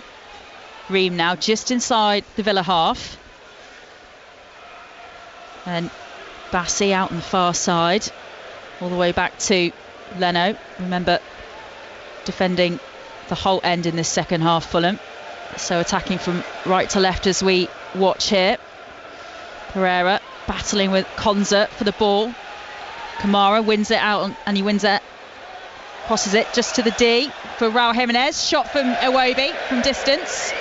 Always going wide of the right hand post, but positive better, again though. As you say, from Fulham. Positive again from Fulham. Ball up to Jimenez. He wins the knockdown and Iwobi comes onto it and strikes it from the edge of the box with his right foot. It sat up lovely for him, I have to say. He just doesn't get the execution right. But positive signs from a Fulham point of view. It's the voice of Alex Bruce with us here on 5 Sports Extra. We are here at Villa Park. Villa 2, Fulham 0. One of 4 2 o'clock kickoffs in the Premier League this Sunday. You can listen to them all on the BBC. Brighton 1, Sheffield United 0, West Ham 1, Nottingham Forest 1, both online commentaries. Liverpool still beating Brentford at the moment. That's over on 5 Live. So plenty of goals across the 4 games. Can Fulham find one here? Iwobi, Paulinho, then Ream. Williams making the run forward into the Villa half, lets it go for Robinson, who gets past Matty Cash and then feeds it more centrally to Pereira. Forced back though by Kamara. Paulinho then picks it up and loops it out again to this left hand side to Willian. Trapped by McGinn. Pereira's making the run into the area. Konza gets it clear, but picked up again by Iwobi. Willian, Robinson, cross into the area. Harry Wilson does not get that header right, and the ball bobbles out over to the far side. Villa haven't started, have they, the second half? No. It's been all Fulham, I have to say, for this. We're 57 minutes in.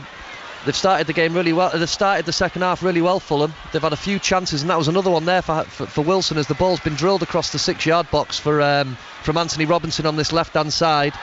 He just couldn't make contact with the header, and it's winged straight past him. But yeah, if they keep the momentum and they get a goal within the next 5 or 6 minutes, it could be game on. And Paulinho's just won a free kick for Fulham, brought down by Kamara, just inside Villa's half. So this is way out to the right, but these are the kind of opportunities that Fulham have got to try and make the most of in this game. Pereira's standing over it. Wilson was thinking about it, but has now stepped away. Or are they going to take it short? Simon Hooper blows the whistle.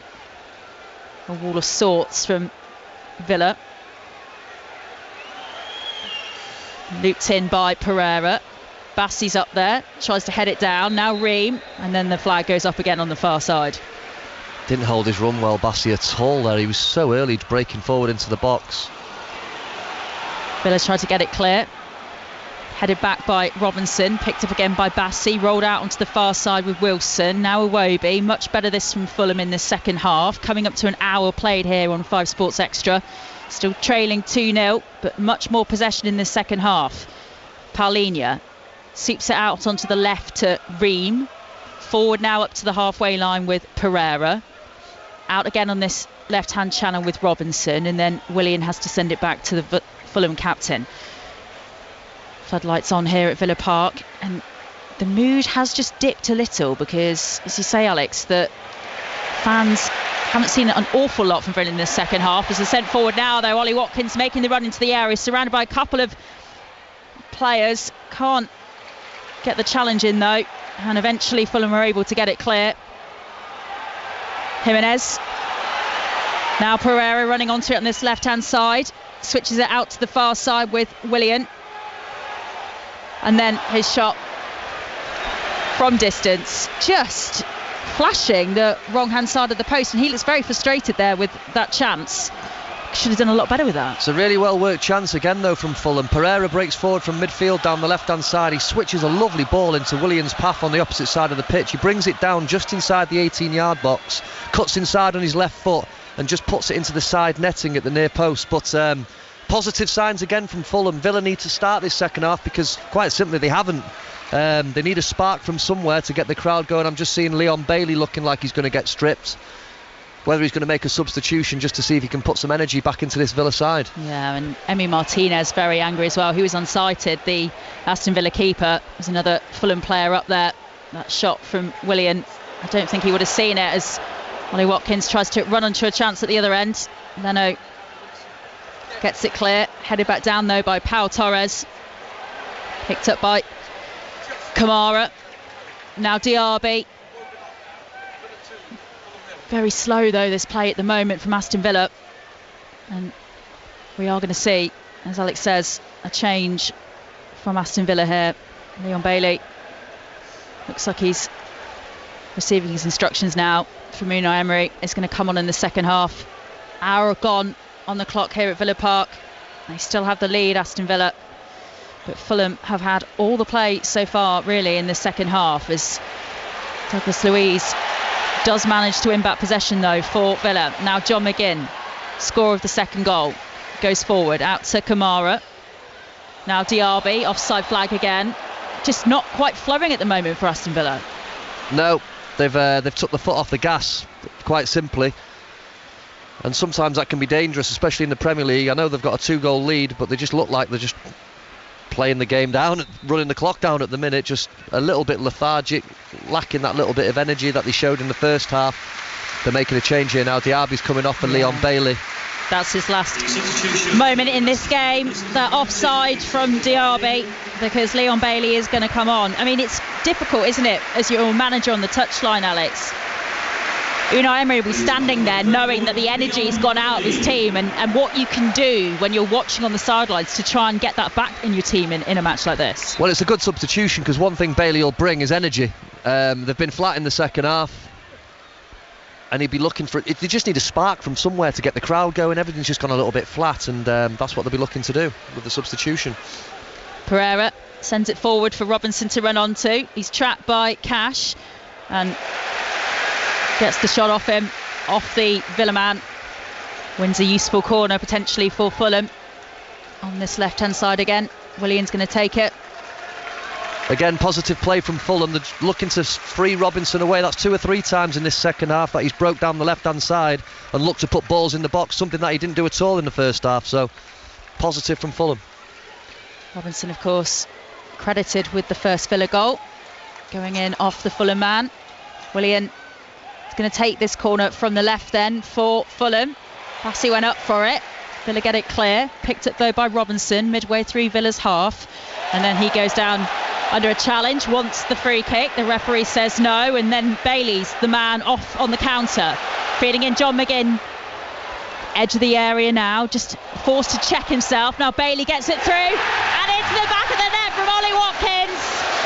And he's just come on the field, Leon Bailey, and made an immediate impact for Villa's third goal in this game. Scored by Ollie Watkins, but all the hard work and the build-up done by Leon Bailey. Great team goal that from Aston Villa. And there's the spark that they were looking for. Great substitution, puts energy into the pitch straight away. Poor from a Fulham's point of view. Villa clear the ball. It bounces down to Anthony Robinson halfway inside the Villa's park, and he just stumbles and falls over the ball, which sets Aston Villa away. They feed the ball lovely to John McGinn. He's lovely and patient. He uses his body really, really well on the edge of the box to feed Leon Bailey, who runs round the outside on the left, whizzes a ball right across the 6-yard box, and there's Ollie Watkins to tap it in. A lovely, well-worked goal from Aston Villa. And started and finished by Leon Bailey. He picked up the ball in Fulham's half, ran forward, fed him McGinn, then was there to receive the ball from McGinn, edge of the area, as Alex says, and then stroking it across the face of goal for Ollie Watkins to finish. And that is another goal for Ollie Watkins this season. That's his 11th, although, as you will hear from the tannoy, they are going to have a look at this for a potential offside. So we're going to see the lines drawn here by Michael Oliver, who is our VAR official this afternoon. I think he might be, you know. Oh, he's given it. Yeah, it was close. The ball across the 6-yard box, there was a question mark whether Watkins was just in an offside position, but the goal's been given. Anthony Robinson looking very frustrated, and well he might, because he gave away the ball in Fulham's half, and he's also, of course, got an own goal to his name this afternoon as well. Yeah, that's one thing you can't do from any player at any level, give the ball away in the middle of the pitch, especially when all your bodies are forward because they've just had a corner. You get punished, and they were. And that noise that was sort of lost around Villa Park here at the start of the second half is now well and truly back, as Bassey's gone down in looking in some discomfort, and Simon Hooper, it looks like, has got his yellow card out again. Is that for Ollie Watkins, that challenge there? It's just a body check, isn't it? And then a painful one then on the leg for Bassey. Saw one, he's raked his studs right across the top of Bassey's foot there. Speaking from experience, on a cold day like that is today, when you get them studs raked across the top of your foot, it's not nice, man, I tell you. Bassey's back up on his feet, if a little gingerly. Fulham have taken the free kick. Big mountain to climb though for Fulham now in this game. And John McGinn watches that crossfield ball from Pereira all the way and heads it back safely to Emi Martinez. He feeds out quickly to Konza. The pace, the energy back in Aston Villa's game now. Switches play forward to Tielemans on this right hand side in this second half. Now Bailey, come on, made all the difference, brought down by Robinson. And you can understand, I guess, the Fulham man's frustration there, but giving away the free kick. Yeah, he's had a difficult afternoon, Anthony, obviously scoring the own goal in the first half, making the mistake for the third goal. It'll be an afternoon that he wants to forget. So it's a free kick for Villa in their own half. Cash takes it short to Douglas Luiz. Fulham now, heads are certainly starting to drop. This is going to be a big result if we're going to pull this off. Looking increasingly unlikely. 23 minutes plus stoppage time left here on 5 Sports Extra. Villa well in control. 3 to the good now. And looking like it's going to be 13 consecutive Premier League wins for them, as Wilson was making the run into the area there, trying to get on the edge of a ball, but Villa managed to break that move down, and it's with Digne on the far side. Then Watkins in a tangle with Bassey on the halfway line. No free kick, says the referee, so Fulham continue with Willian. Now Robinson. Back to Ream on the halfway line. Marco Silva isn't even out in his technical area now. He's back sitting in his seat. I think he probably feels that this one is done for the afternoon. But I guess the thing now is for Fulham to build on those little positives they've had in this game, as the long ball forward is headed down and back safely to Martinez by Matty Cash. if they were to collapse now and concede a couple more, we've still got 22 minutes or so left in this game. I mean, it's really important for momentum heading into the international break, I guess, for them to still try and stay focused and concentrated for the last 20 minutes of this game. Yeah, obviously it's not easy when you're 3-0 down. It's easy for your heads to drop, but it's all about character now and not making the scoreline embarrassing. I mean, there's still 22, 23 minutes to play plus added time, so they've got to remain concentrated and try and nullify this Aston Villa threat. And Leon Bailey really has given the injection of pace, fed in by Cash. He's ran forward, now switch play out to the left. John McGinn's shot blocked by Bassi, headed down by Ream. Pereira picks that one up. Paulinho tries to switch play and does around Watkins. Iwobi back with Paulinho. Now Pereira again out on this near side touchline for Willian. Slightly more positive play in the last couple of minutes, this from Fulham. Got to try and build some momentum from somewhere. Getting really frustrated, Willian. He's got the ball on the left-hand side and he's looking for a forward run, and he had Wilson and Raul Jimenez standing in offside positions there, and he shrugs his shoulders, comes back looking dejected, passes it back to his defenders and shrugs his shoulders as if to say, come on lads, any chance of a forward run here?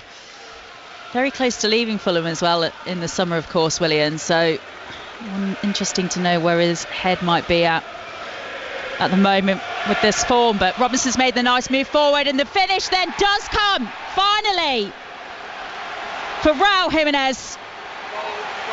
It might be a consolation at this point for Fulham. 3-1 they now trail. They've cut the deficit here at Aston Villa, but after 33 games without a goal, Raul Jimenez has finally scored again in the Premier League. Well, that's one positive they're going to take from this afternoon. It was a well-worked goal, a really good ball. I think it's Wilson who steps inside the pitch and he picks a lovely ball out for Robinson on the left-hand side, who makes the run forward. He's had a difficult afternoon, Robinson, but he made a really good run there. Brings the ball down, squares it across the 6-yard box, and there's Jimenez for the tap-in, which will do him the world of good. That's his first goal in the Premier League, as we were saying earlier, since March 2022.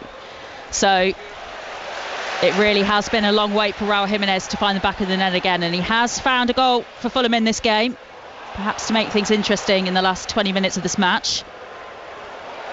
Villa still too clear at the moment, but some energy now in this Fulham attack. Wilson on the far side, tracked back by Torres, and forced back and then more centrally to Iwobi, then Pereira, Robinson and Paulinho.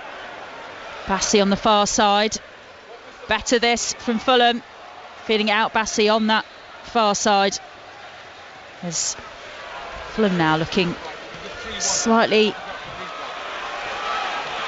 with more intensity now, as Jimenez does just lose out on the ball there, so Villa are going to try and build again from their own half. McGinn back to Konza.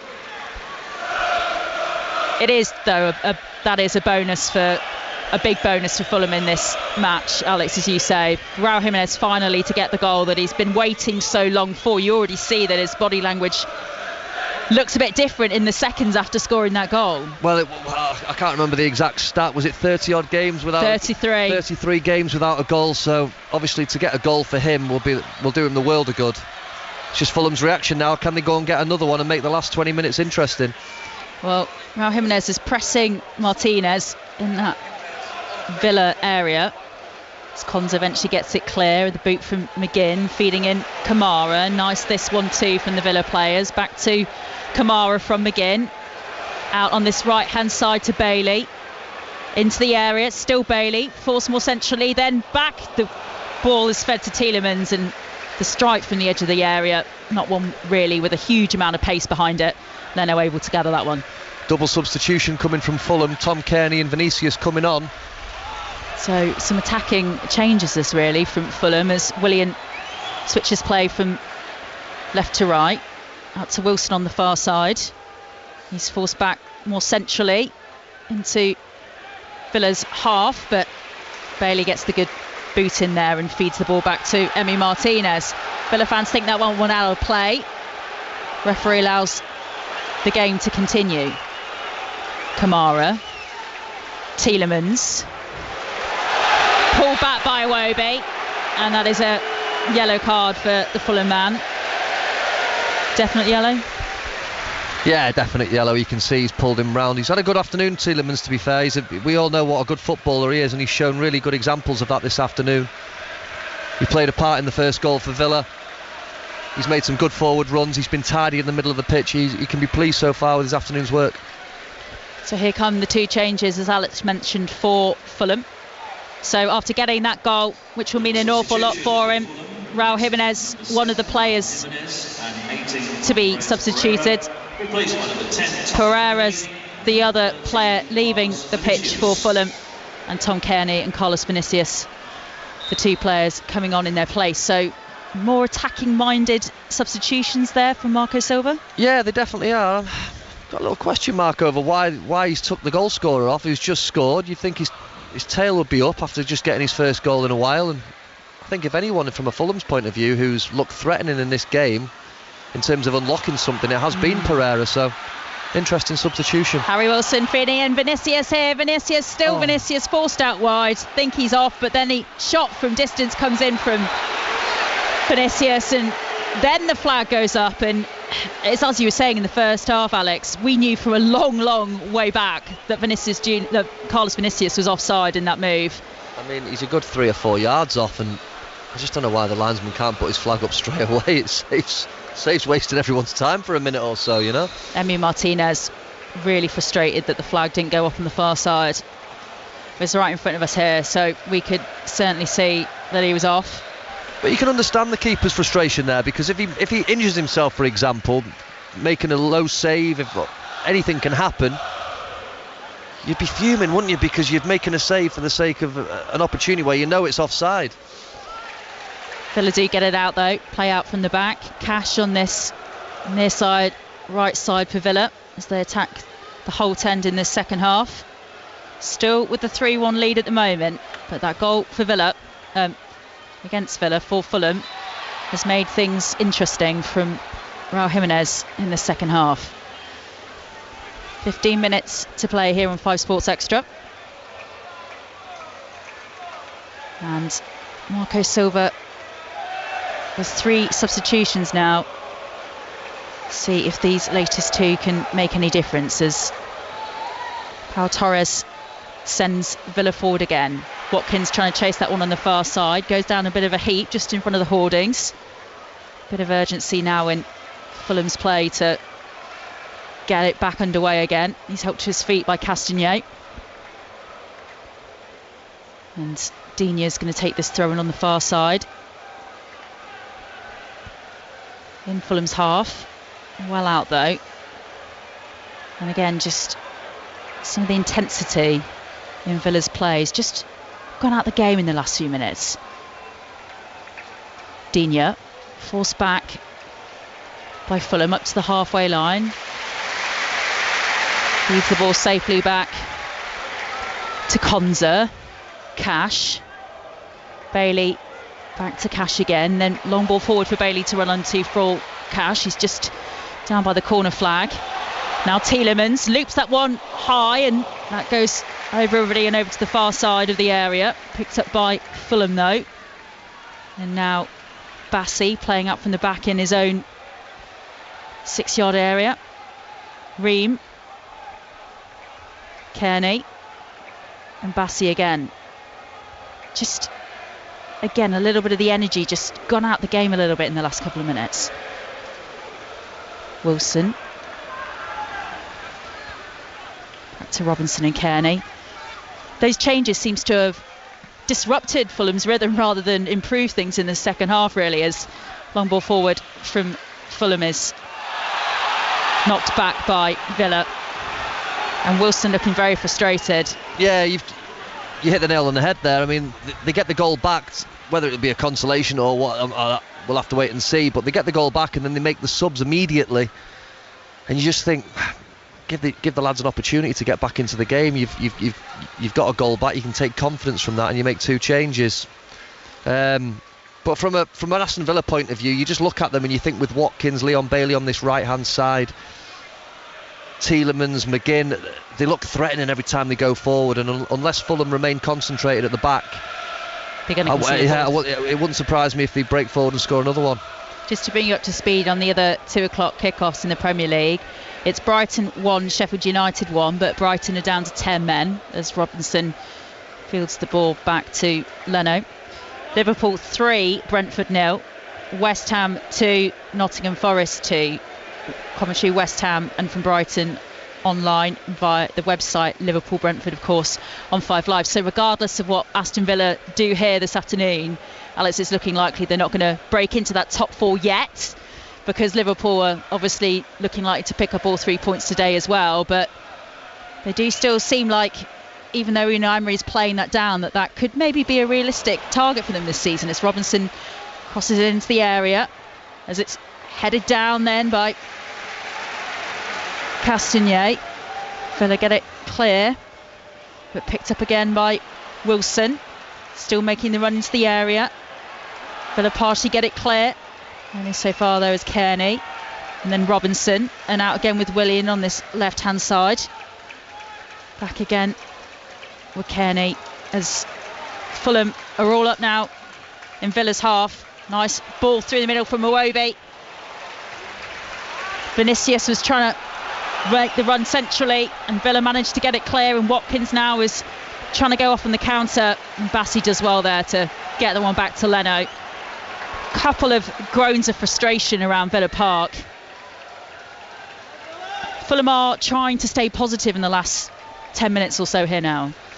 Yeah, they are. They're knocking on the door, trying to get a goal. They've had quite a bit of possession. Villa are just sitting in and trying to frustrate them. Tom Kearney's obviously come on the pitch, and he's getting on the ball and making things happen. Williams making the mazy run forward now from the left, more centrally to Iwobi now. He tries the shot from distance. Emi Martinez followed it all the way though, safely into his hands. I don't think he'll be in a huge amount of a rush to take this. But given what you've seen from Villa this afternoon, you know, they talk, don't they, this week, or they asked Unai Emery this week about whether talk about breaking into the top 4 was a realistic target. We were just going to talk about it before, weren't we? I mean, if you'd said to anybody involved with Aston Villa at the start of the season, when it comes to November, the international break, you're going to be knocking on the door of the top 4, I'm sure they would have snatched their hands off. And nice ball from Iwobi. Was Carlos Vinicius off there? He's still making the run forward. Vinicius goes down, Emi Martinez, and gets it into the back of the net, and then the flag goes up, and again that was another one that we'd seen for quite some time, that Carlos Vinicius did look to be in an offside position. We're just having another look at this here. He's just off. He's just off as he makes the run. You can see he's slightly off the edge of the centre circle. But that's another one that will frustrate Emi Martinez, because he did scrambling across his 18-yard box, diving across his goal. For what? For the linesman to put his flag up? It's nonsense, it really is. A couple more changes now for Fulham. And this is an interesting one, a player that you mentioned in the first half, Alex. Adama Traore coming on. Yeah. Just trying to see if he's got his arms vaselined up like he normally has, but no, they look very tight around his arms, I have to say. So two more Fulham changes, Adama Traore and Harrison Reed coming on. I mean, yeah, Wilson's come over to this left-hand side, and Traore's gone on to the right. He's got Vinicius and Kearney in advance playing up the top end of the pitch, looking to try and get back into this game if they can.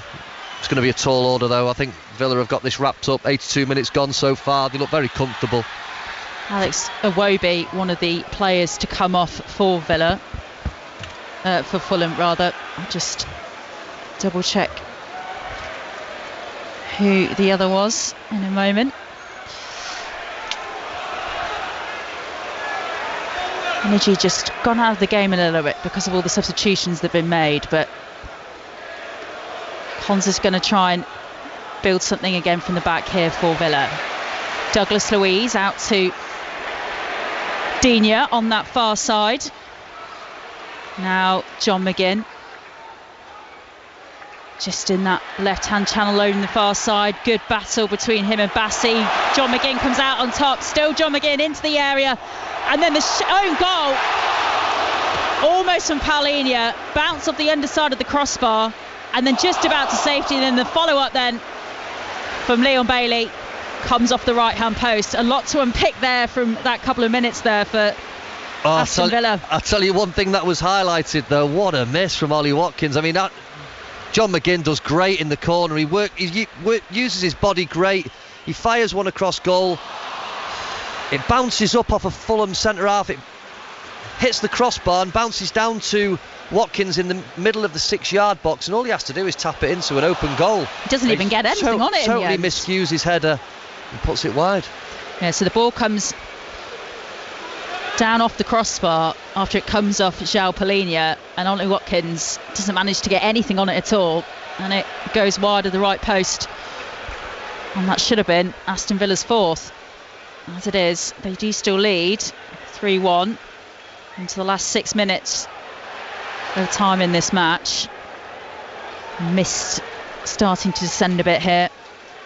Rain still falling.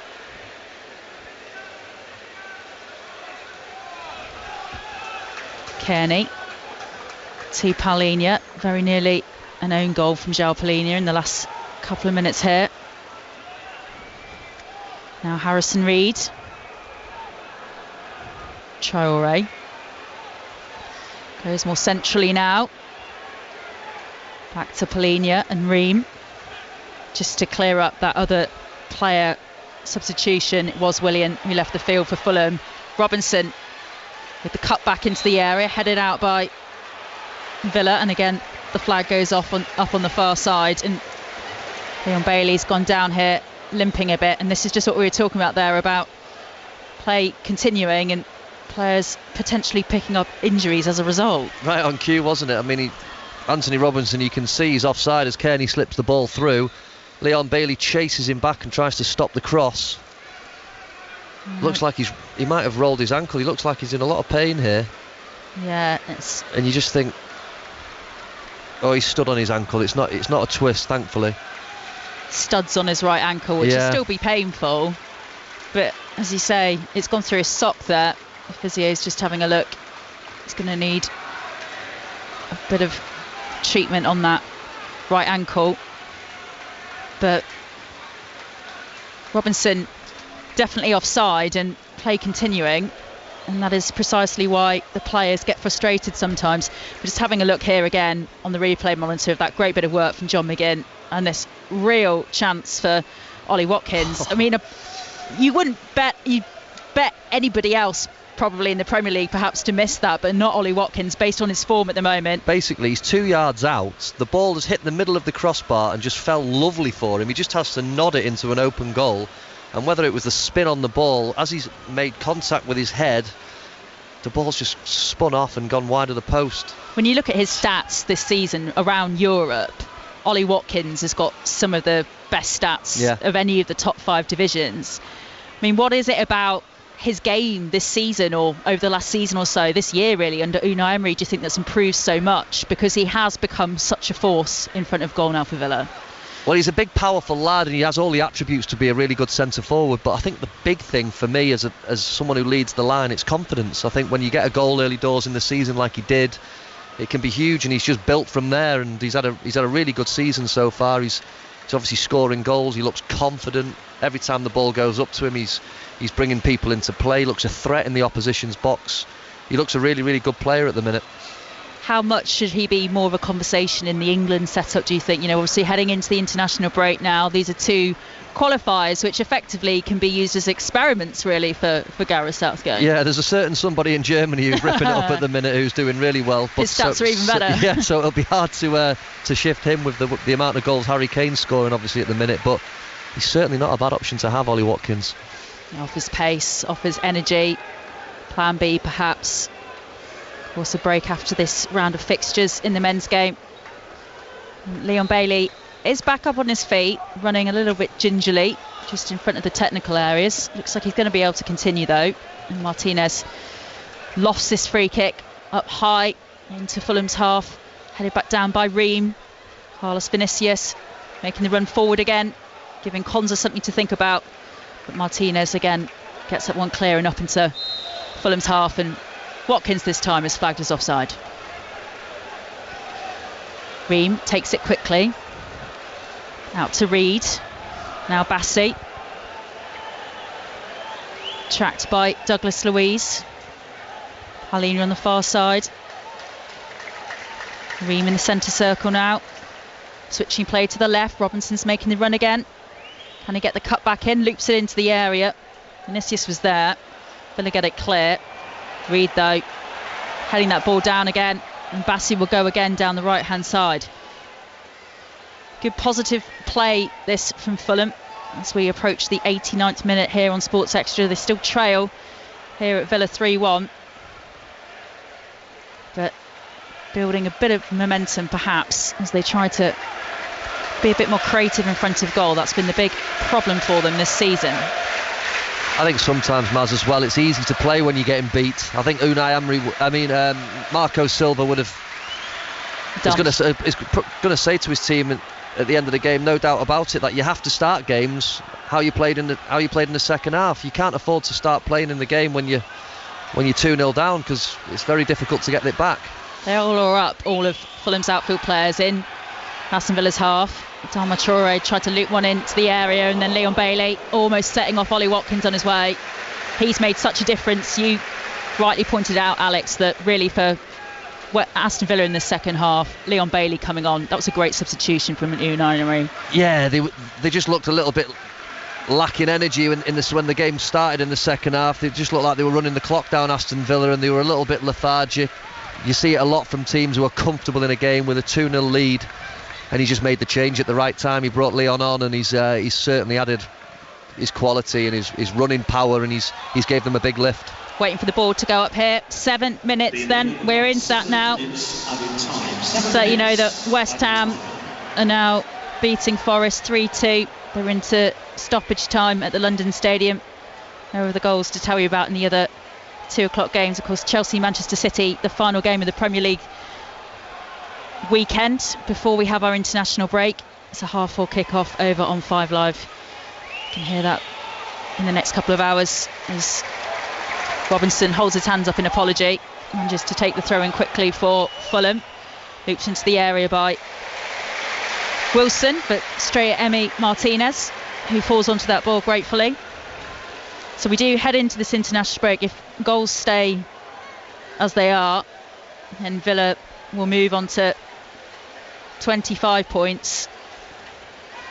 Tottenham then will drop to 4th spot, so they will actually only be a point outside the top 4, Aston Villa, which would be a good platform for Unai Emery to build on after the international break. Douglas Luiz on the far side, tracked by Reed, feeds in McGinn,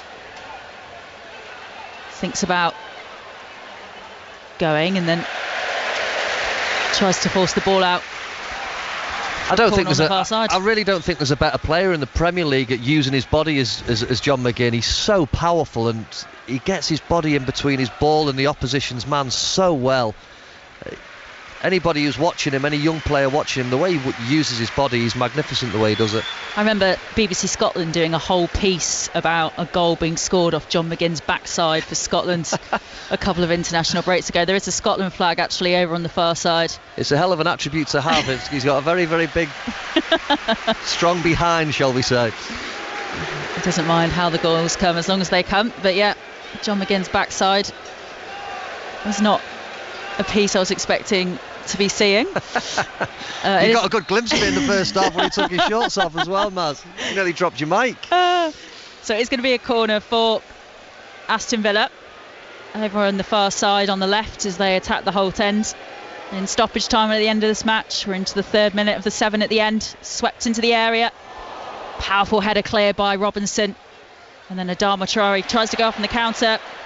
Villa get it back, and Douglas Luiz lofted the shot from the left. It kind of went over everybody really, over to the far side for a Fulham throw-in deep in their own half, just level with the edge of their 18-yard box. Just the pace of the game just ebbing away really in stoppage time here. The gap too big for Fulham to bridge now, as that ball deflects off Harry Wilson's face. Play does continue. Adama Traore is going on one of those runs. Gone past Kamara, out on the far side. Back again with Traore. That was targeting Vinicius. Villa get it clear, and then Tielemans wins the free kick. Good play from Tielemans, just bought the free kick, nice and composed on the ball. Exactly what you'd want in this stage of the game, someone just to show a little bit of composure, like he's done all afternoon. He's been immaculate with his performance today, Tielemans. And Carlos Vinicius has been booked there, I think, for dissent. Not happy with the referee's decision, frustrated. Made a couple of runs forward, did have the ball in the back of the net, but was well offside. Hasn't had the impact he would have hoped since coming on in the second half. 3 minutes to play. Emi Martinez sends the free kick forward. Tielemans one of those going up for it. Chasing after the follow-up ball. Ream gets it clear, but then Bailey has possession just on this right-hand side. Back to Cash, forward again. Tielemans pushed back there by Ream, but play continues. He's on the ball there, feeding it through Bassi's legs. Again, Ream gets it clear, up to Diarma Traore. Making the run on the halfway line. Wilson. Cash gets a toe in, out for a throw on this near side touchline. 2.5 minutes to play now, the stoppage time at the end of this match. Villa looking likely to go 13 games in a row, all victories here at home at Villa Park in the Premier League, and it's still going to look like just 3 wins all season for Fulham in the league. John McGinn on the far side, trapped by Bassi. You were saying earlier it's the first time you've seen Bassi play in person, Calvin Bassi. I think he's had a pretty good 90 minutes for Fulham today. Yeah, it's not been easy for him. He's had a lot of defending to do, but he's a big, powerful lad, and he's stuck to his task. And I have to say, like the Fulham lads have in the second half, there's a few positives to take from the second half performance, considering how poor they were in the first half. So you can build on that, I suppose, from a Fulham point of view. They don't lose any gap between them and the bottom 3 with this defeat. Fulham, they still remain 6 above the bottom 3.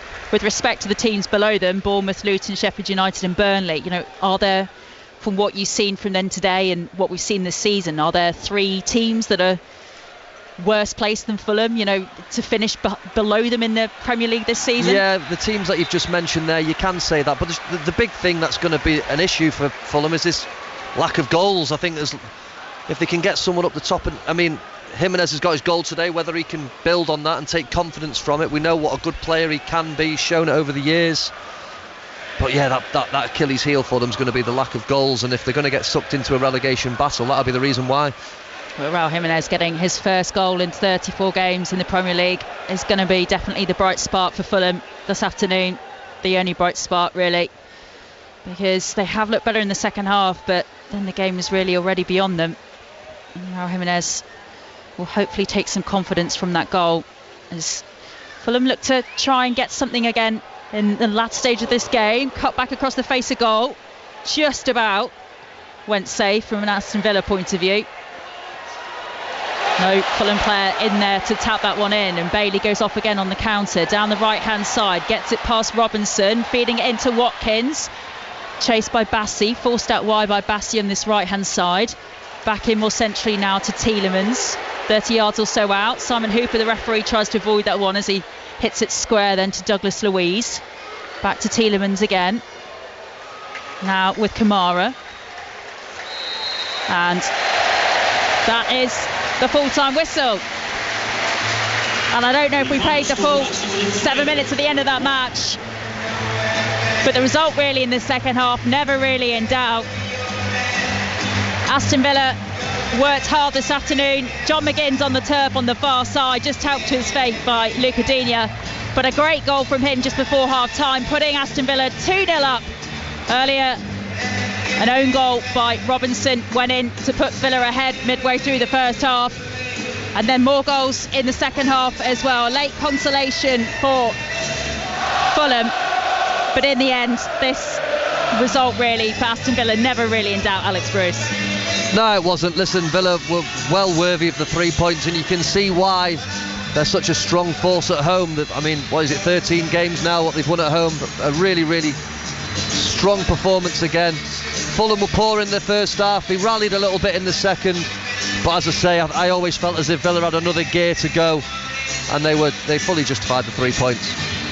So the goals in the second half, just to wrap that up, Ollie Watkins putting Aston Villa 3-0 up, 64 minutes on the clock before that late goal.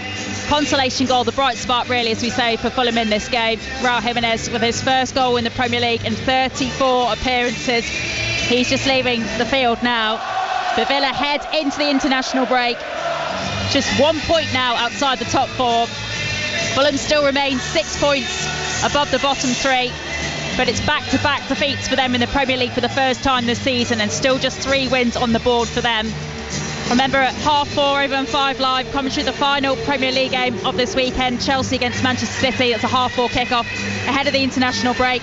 Later here on 5 Sports Extra, there's commentary of the last WSL game of this weekend. That's Leicester City against Arsenal. Commentary of that will start here on 5 Sports Extra from 6:30. Full time here though, Aston Villa 3, Fulham 1.